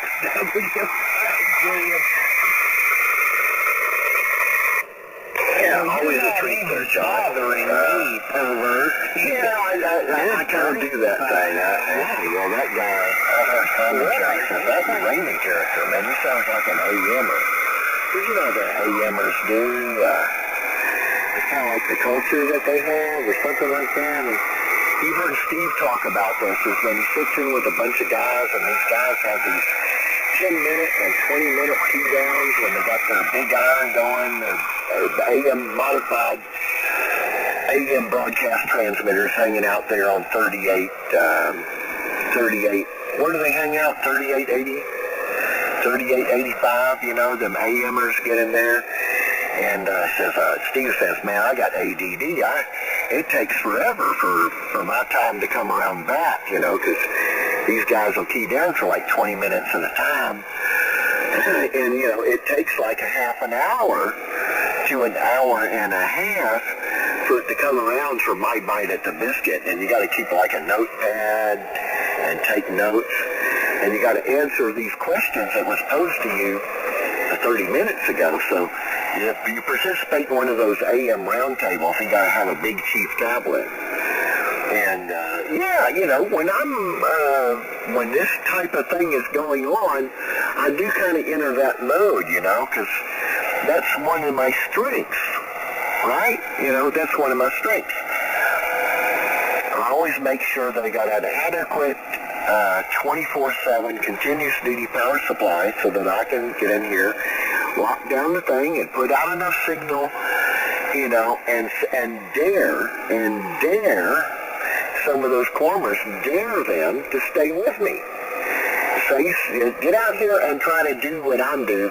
Come up alongside me and try to stay with me if you can. Well, you know, these are narrow wells with these cracker box desktops, and they can't stay with me, and I know they can't stay with me. So I go out there and I, you know, run them into the ground. That's kind of like what I do. It's obvious to anybody that with a brain or without a brain that's what I do. I get out here when under quarming conditions. I'll get out here and demand more from their equipment than it can provide, because that's one of the ways I keep store. How many people have burned their crap to the ground trying to hang with me? You know, I got a long list. I got a really long list of those that have crashed and burned trying to hang in there with me. And so that's what I do. I get in there and make sure that they, you know, they got two choices. They can try to hang with me at barefoot, and I'm going to talk over the top of them. They can turn up all the snot they got in the hopes that they can cover me up, but they don't have the power supply that I do, and so if they try to do that, they're going to burn their crap to the ground, or else they can let me talk. And so I give them the choice of some unwelcome choices. It's really obvious what I do. So it's no big deal. It's no secret. It's right out there in the open what I do. But it doesn't matter, because, like, what can they do about it? What could they possibly do about it? Well, they got three choices. They can shut up and they can listen. They can attempt to keep pace, or they can be walked on. And if they attempt to keep pace, their stuff is going to go down in flames. And so that's the choices that they have. That's the only choices that they have. And so, as I said, I keep score. How many of these ne'er-do-wells burn their crap to the ground, try to hang with me? Well, the answer is they can't. And due to their personality defects, burn their crap to the ground is what they commonly do. And so that's kind of how I keep score. It's just, you know, I got like how would you do that? And what kind of logo would you have for amplifier flambe? You know, oops, I think I smell something burning from my transformer. I smell an acrid, awful smell coming from my equipment. You know that by the time they smell that smell, it's too late. It's too late. Once you smell that smell, the carbonization of that insulation has already taken place, and, you know, stick a fork in it, it's gone, because chances are when you hit the switch tomorrow morning, it's either going to short out or it's going to short out shortly. There's a certain process that happens in a transformer. It's called heat soak. Heat soak. H-E-A-T-S-O-A-K. Heat soak. By the time you smell the first bad smell, the writing is already on the wall. It's too late. You can't save it. The damage is going to continue to get worse. Even if you cease and desist immediately, it's already too late. The progress of damage is going to continue. You're going to have shorted turns in your transformer, or have already occurred, and the insulation is already in a condition of failure. And so that's it. You just might as well consider your transformer a goner. You know, the minute you smell that first smell, it's too late, right? There's no coming back from that. So they have no way to judge. They have no way to judge how far is too far. How far is too far? They have no way to judge where that is. And so, you know, in order to not arrive at that point, that is what they need. They need a 400-pound chunk of iron on the ground, something that you know that never, if you were to stay keyed down for 30 years, it would never reach that point because it's only running at 50% of its capacity or less. So, you know, your stuff, you never have to pay it no mind. But their stuff, they're doing the nose testing. But the only trouble is once you start getting those nose hits, it's too late. The damage is done already. So this is what you're doing. You are like the Pied Piper of squirrels. You cajole them to keeping it up, and until their stuff is a burning hog. I've done it umpteen 100 times, and it's one of the ways I keep score. It's one of my queer pleasures. You know, I do kind of enjoy doing that way, watching the burning hulks on the horizon. You know, it's kind of like CNN during the Gulf War. You know, you get to see the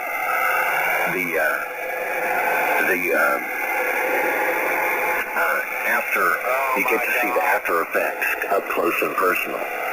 So yeah. After all, you know, I went through my own learning phase. Learning my own stuff to the ground. I learned what it took not to do that.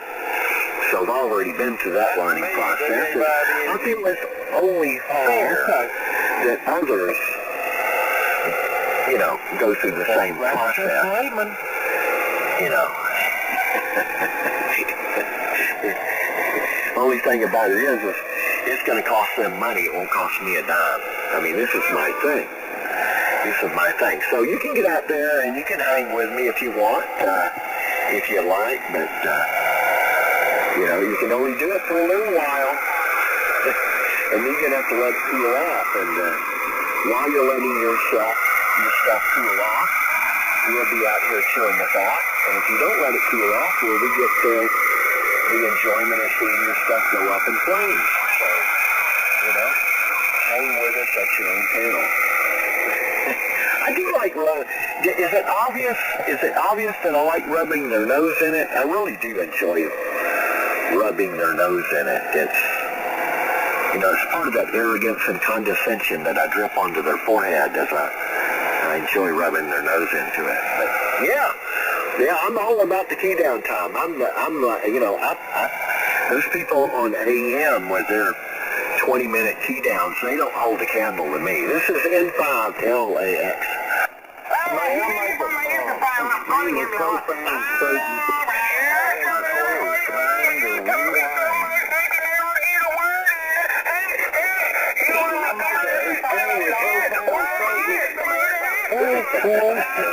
Those QRMers aren't hurting you. Come on. I want to say this.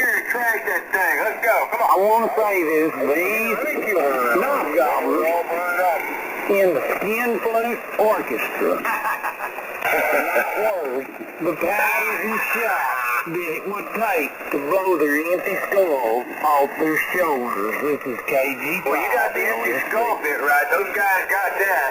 Well, I think what Raymond, I think there's a song, alright, that should be Raymond's song. And that is Another One Bites the Dust. And I don't even know, I know that song is, 20, 30 years old. 30. And I don't remember who even did it. But I think That should be Raymond's song. Another one bites the dust. Hey, John, you see right through me. You see right through me. Yeah, another one bites the dust. Hey, hey. Oh, well, of course I do, because I sympathize with you. I know where you're coming from. We're on the same wavelength.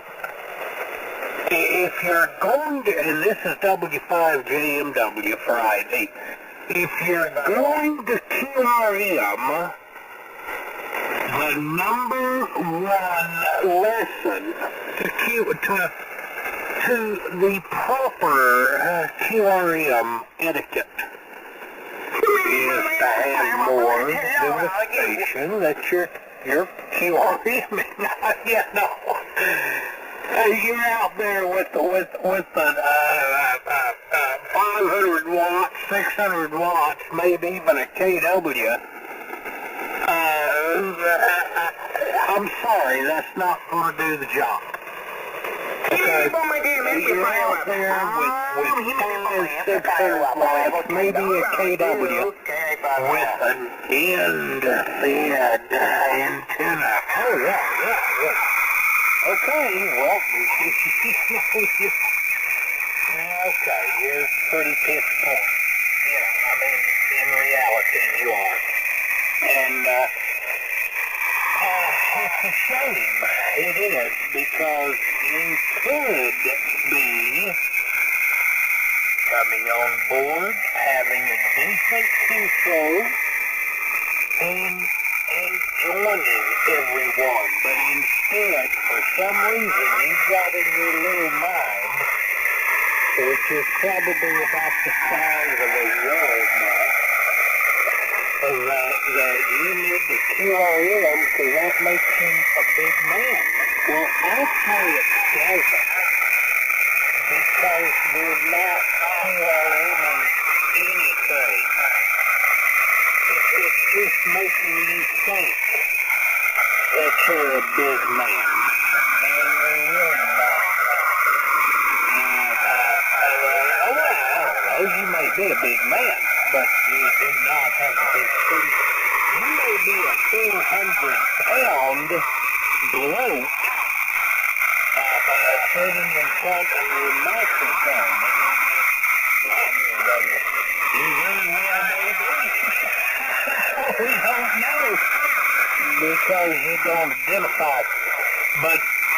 But again, you know, even though you're a poor slob, 400 pounds, okay, my wife is saying I'm being too mean to the station, or stations that are QRMing, but, you know, you really need to kind of sit back and think, what good am I doing? What good am I doing for mankind? Because again, you're doing nothing. You're actually breathing air that normal people could breathe. Do you know in China, they have to wear face masks? You know, here in the U.S., we don't. Luckily, not yet. Not yet.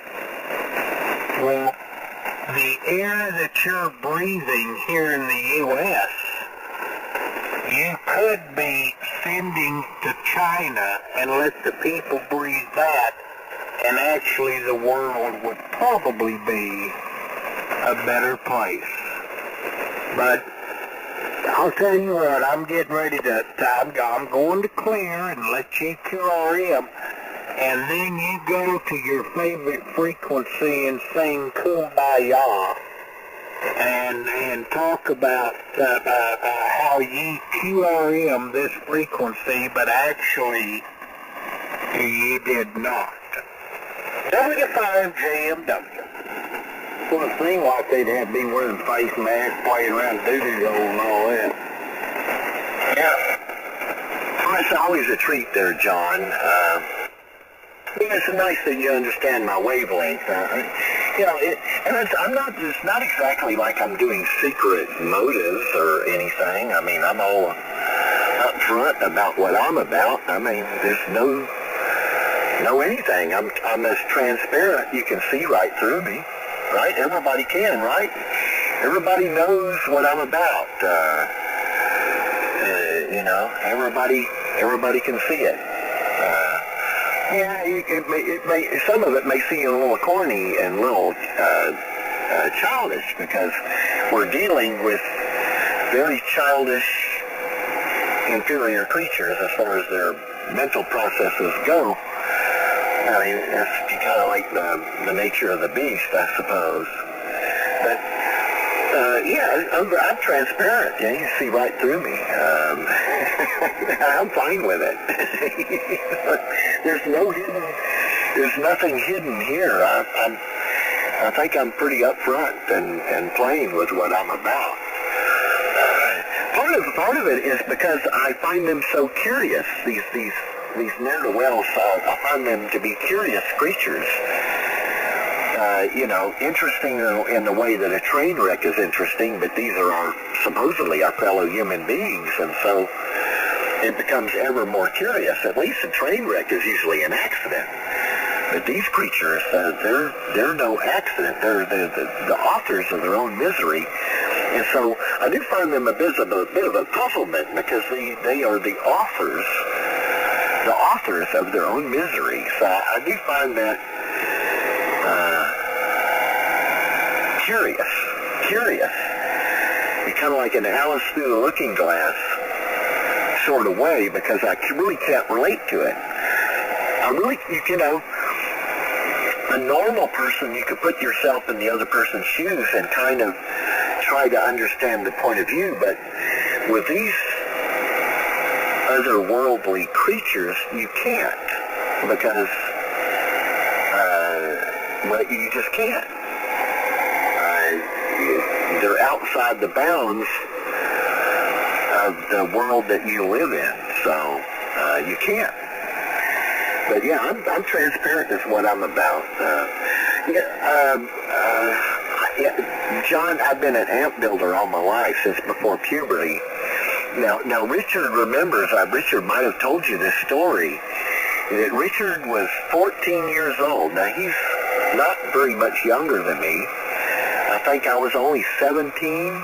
Was I 17, 16, or 17 years old? 16 or 17 years old. But he was 14, and we came to his house, and we built an amplifier on his kitchen table. We had been having conversations over the radio, and I told him, you need one of these, you need one of those, you need to go to Madison Electronics, and you need to buy yourself a Z28 choke, and they sell 1,000 PIV diodes for $1.90 with a box of 100. You buy the whole box because you'll use them for everything. They're like the universal diode, right? So a couple of air variables and some tube sockets, a couple sweep tubes. Find you a transformer out of an old TV, and let's see what you find, you know. If it's a 600 or 800, 900, we can use full wave bridge. If it's 300 or 400 or 500, we can use voltage doubler. And the nature of the parts that you find will describe the character of the device that we construct, because we're not building this from plans. We're building this, the character of the device is determined by what you find, okay? That's where we're at. And so they had gathered up a sack of parts and a chassis to build it on, and I came over when he was 14 years old, and I was like 16 years old, and we built an amplifier on his kitchen table, and when I left there, they were talking on it, okay? So it gives you an idea of where I'm coming from, right? Because before then, I was on radio, but, you know, I learned what it was like to be a station that you could ignore. And then after you acquire a few skills, well, then you become a station that you can no longer ignore, right? You get what I'm getting? What I mean, since then, I know what it's like to be the target of incoming, To be the target of incoming is an environment, is my natural habitat, right? My natural habitat, because, as I said, he was 14 years old, I was 16. We built an amplifier on his kitchen table, right? So, yeah, to give you an idea of how far back we're going, okay, give you an idea? So once you get big, get substantial, and be able to put a footprint out there, you're going to take incoming. So the incoming is my natural habitat. And so I'm very, very acclimated to these types of conditions. This is the type of conditions that I know and love. So I'm pretty transparent, but just to let you know where I'm coming from. I think you understand that bit of it, don't you? N5 LAX. Hey, I'm going to bed. Night night. K501. Hi, John. Bye, John. Gotta go. Night time. All right. Night night. God bless. Yeah, see you later, Todd. All righty. Night night. K501 clear. Click. And yes, Raymond, I understand fully. But I do.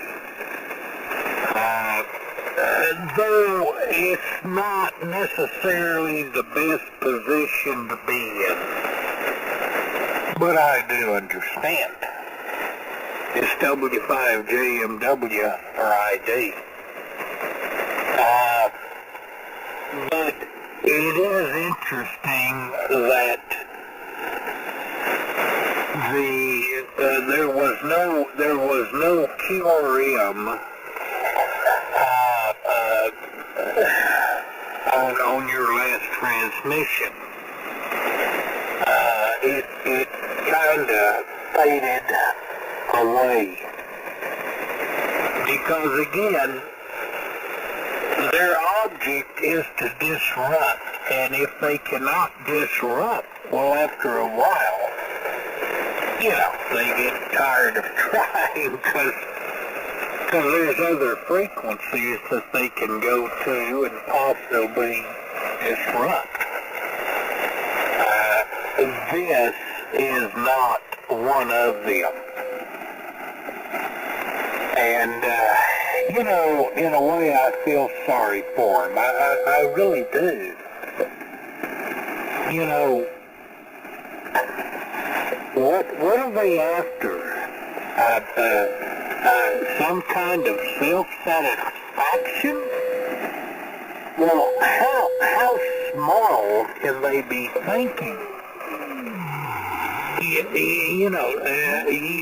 gain self-satisfaction by accomplishment, and of course here, they cannot accomplish. Now, again, if they want to go out and spend some money, okay, we might be able to accomplish something, but you're going to have to accomplish something before you can go out and spend the money to accomplish something. How absurd.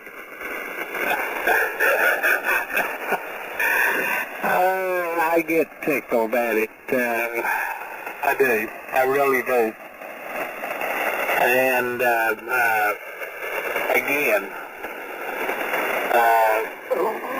I want to compliment everybody because we have fought back the QRM without any foul language. And we must not use foul language or really any derogatory terms because that is against FCC rules. What we're doing now, well, except for me, I'll admit that I'm running. Well, no, I'm running legal and I'm running legal limit, so, you know, I mean, it's hard to keep a pair of the tubes that I've got in this old Collins amp running legal limit, but I've got it turned down pretty well as low as she'll go, so, you know, I'm running legal limit, but we've not used any foul language against the QRM, and I want to say to everybody, thank you very much, because that is something that is illegal. Coming on here and you know, making a broadcast to y'all, transmitting to everybody is not illegal. Okay, we're all in the group here, so it's like AM. Where we come in and key the transmitter and you know, make our conversation to everybody. So, but I do want to thank everybody for keeping their cool and letting the QRM burn themselves down. N5LAX, Raymond, why don't you go ahead and toss it on around, W5JMW. I'm listening to the pin drop this minute. Everybody hear that? Yeah. You know, I wasn't always so clean. I have to admit, when I was young and stupid, I was young and stupid. You know, you get older, you get a little wiser, you get wisdom, and so my decorum wasn't always at such a decent level. I don't know why it is, but I guess it's just one of those things when you get older and get a little wiser. And you know, as far as foul language, bad words in particular, foul language, all it does is make you look small. You know, I don't want to look small, so I mean, isn't that reason enough to keep the level of decorum up? No, who wants to look small? You know, all it does is make you look small. So, you know, who wants to look small? So there you go. I wish I'd learned that earlier, because you know, there's probably periods of time in the past when I probably did look kind of small. So, you know, I guess we get older, we gain wisdom, and we learn to do better. N5LAX. I think you're right. Brad, are you still in there? And Mark, are you there? Yes, indeed, I'm here, and I'd like to throw my theory out on the table here. Is this going to be preaching? Because if so, I need to start the clock. No, sir, it's not going to be preaching, but it's just my theory. This is the most decent group of people on 75-meter band. We try to keep it clean. Sometimes we do talk a great deal about the Lord Jesus Christ and the Holy Scripture. These people are spending all this time QRMing. The reason they like to attack here is because for the most part this is a godly group of individuals that love the Lord Jesus Christ. These farmers are working for their father, the devil. And that's how come they attack here.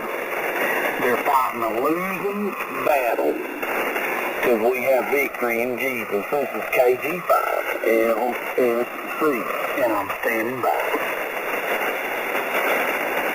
There does seem to be an element of envy in it. I have to give that one to you, Brad. I mean, if you need more, I'll start the clock for you, but no, that was good, and actually I think everybody on frequency agrees with you. So, Brad, thank you. Mark, are you still here? Oh yeah, I'm just scraping carbon. I'm down to one piston. Roger. We'll scrape away. Boy, isn't he having fun? I related a time when I was rebuilding some old 318 job at Dodge, and I was scraping the carbon out of the ring slots with a broken piece of piston ring. He comes back, he says, yeah, that's what I'm doing right here. I'm going like, oh my goodness. I remember doing that, but I do not remember doing that task in fondness, if you know what I mean. Hey, John. Well, apparently a broken piston ring is still the best way to do it. Hey, John. Yes. If Mama was listening, I believe she'd like that. Well, yes, it was good. I mean, I didn't even have to start the play. Remember, you are entitled to 10 minutes whenever you want to take it. That's fine. I'll set enough for the time being, Brother John. Let's just keep one around the table. Hey, John, Brad is learning our personalities, and he's growing with us like we all are, growing together. But I love him because he's the real deal. He's genuine. He's the real deal there, John. Yes, and that's why when I'm in here, I'm willing to give 10 minutes to whatever platform he wants to get on and say. No problem there. I mean, I understand what it's like to have a passion for her, and there's no doubting Brad's passion. No doubting it at all. It's all good as far as I'm concerned. It's all good. Love you, Brad. Inside the way. Offer more and more coffee. We ought to, and Lord. We had a good conversation going today up here on 7203. A whole bunch of them. And, man, for me, it was such a blessing. Everybody took part in it. We did have a nice time, didn't we? Conditions were good. The fellowship was good. We were having a good old time on our radios, and just a good old time in general. It was all good. It was all good, Brad. You're right about that. We were having we were smiles on our faces today. Off of that coffee, inside LAX. Good night, fellas. See you in court.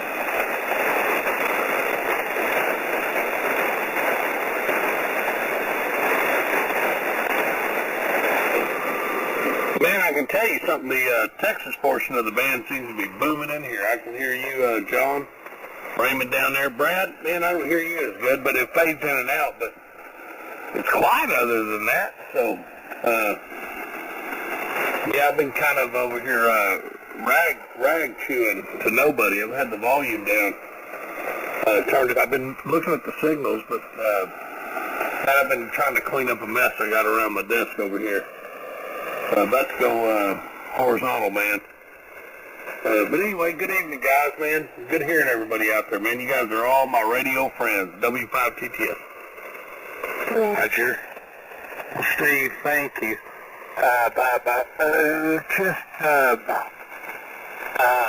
What kind are you hearing me okay? Oh yeah, man, you're burning the woods down over here. Matter of fact, I think I need a separate remote control to turn your volume down. You and Raymond, man, y'all are coming in about 40 over, 30, 40 over, really strong signals. Brad was earlier, I'm just playing with I'm sure it's just the way Mother Nature is, but yeah, you're good in here, man. This one came from a Mars station, and it has not been fired up since 1992, and we went through it. I I'm loafing it. I'm running legal limit. I'm loafing.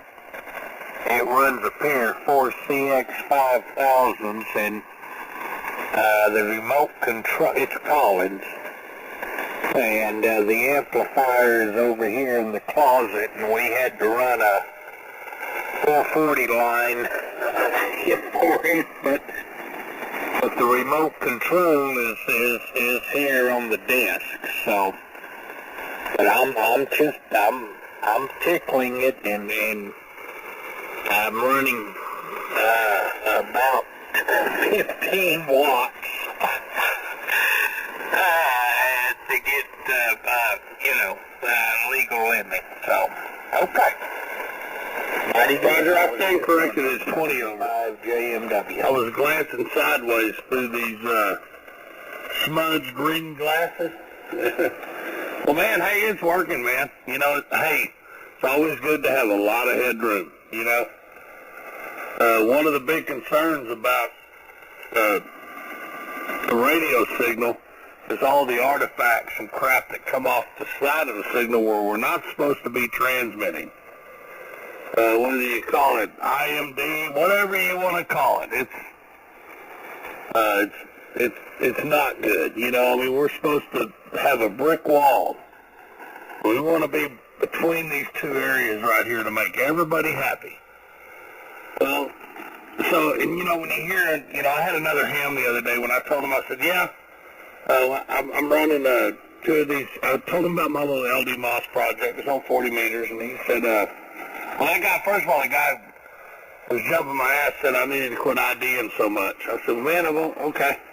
You know, I think I said my call sign twice in 10 minutes. I don't know.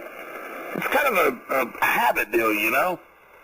It's like it's easier. It's like when you're on a phone call with somebody and they go, hey, talk to you later, and you go, okay, bye. But if you just said, let's say me and you're on the phone, and I go, hey, man, yeah, I'll talk to you later, John, and you just hang up, you'd be like, why the hell did he say bye? You know? So I'm talking to somebody, and they go, hey, okay, Steve, yeah, shout it, get over here, man, that thing's working.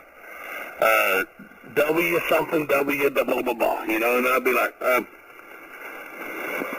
not saying anything, so I just throw my call sign out. This guy said, he told me that, you know, I didn't need to ID so much. Then he told me that I didn't need to build an amplifier that was capable of doing double legal limit. I said, man, I want to build one that's capable of doing 10 times legal limit. He goes, why do you need that? And I go, well, you ever heard the word headroom? I mean, you know what IMD is? I mean, the easier we tickle it, the cleaner the signal, and clean is mean. We don't need all of that. We don't need all of the drama that comes with beating the tar out of something, trying to move the watt meter, you know, yeah, so, no, I get it, dude. I mean, the only downside, of course, those tubes there are not as bad, but, you know, I have a good friend of mine that I've known for about 4 years. Didn't know him growing up, met him on radio, visited him about, 4 times up in Jersey, but we spent a lot of time on the radio. I'm sorry, on the phone. And he is a station engineer. And he's like, man, if you ever need any 3CX 24,000s, I've got a whole truckload of them. And I was like, he kept saying, man, you just need three-phase power. I go, well, I can handle that. But I got to looking, I go, man, I don't want to pay to put that filament online, you know. So, but anyway, headroom is good. W5TTS. And I think I doubled with you maybe for a little bit, but yeah, I got a good deal on this, okay? A very good deal. So I decided, okay, let's try to put it on the air, and all it required was 3-phase, and we had the electric company came out, and they hung another transformer, so and we are the wiring was basically already there, so. But anyway, very good. Well, Steve, you're sounding good, and thank you for the signal report. We'll see you later, W5. And I identify too much too, but the thing is, it's better to identify more than not enough. See you later, W5JMW. Yeah, because when you have people jumping in here, just coming into their shack, it's not to know who's talking. So y'all are absolutely right. There's nothing wrong with identifying more than once every 10 minutes at all. Good evening, or good morning, I should say. KJ5XW. Good morning, brother Jim.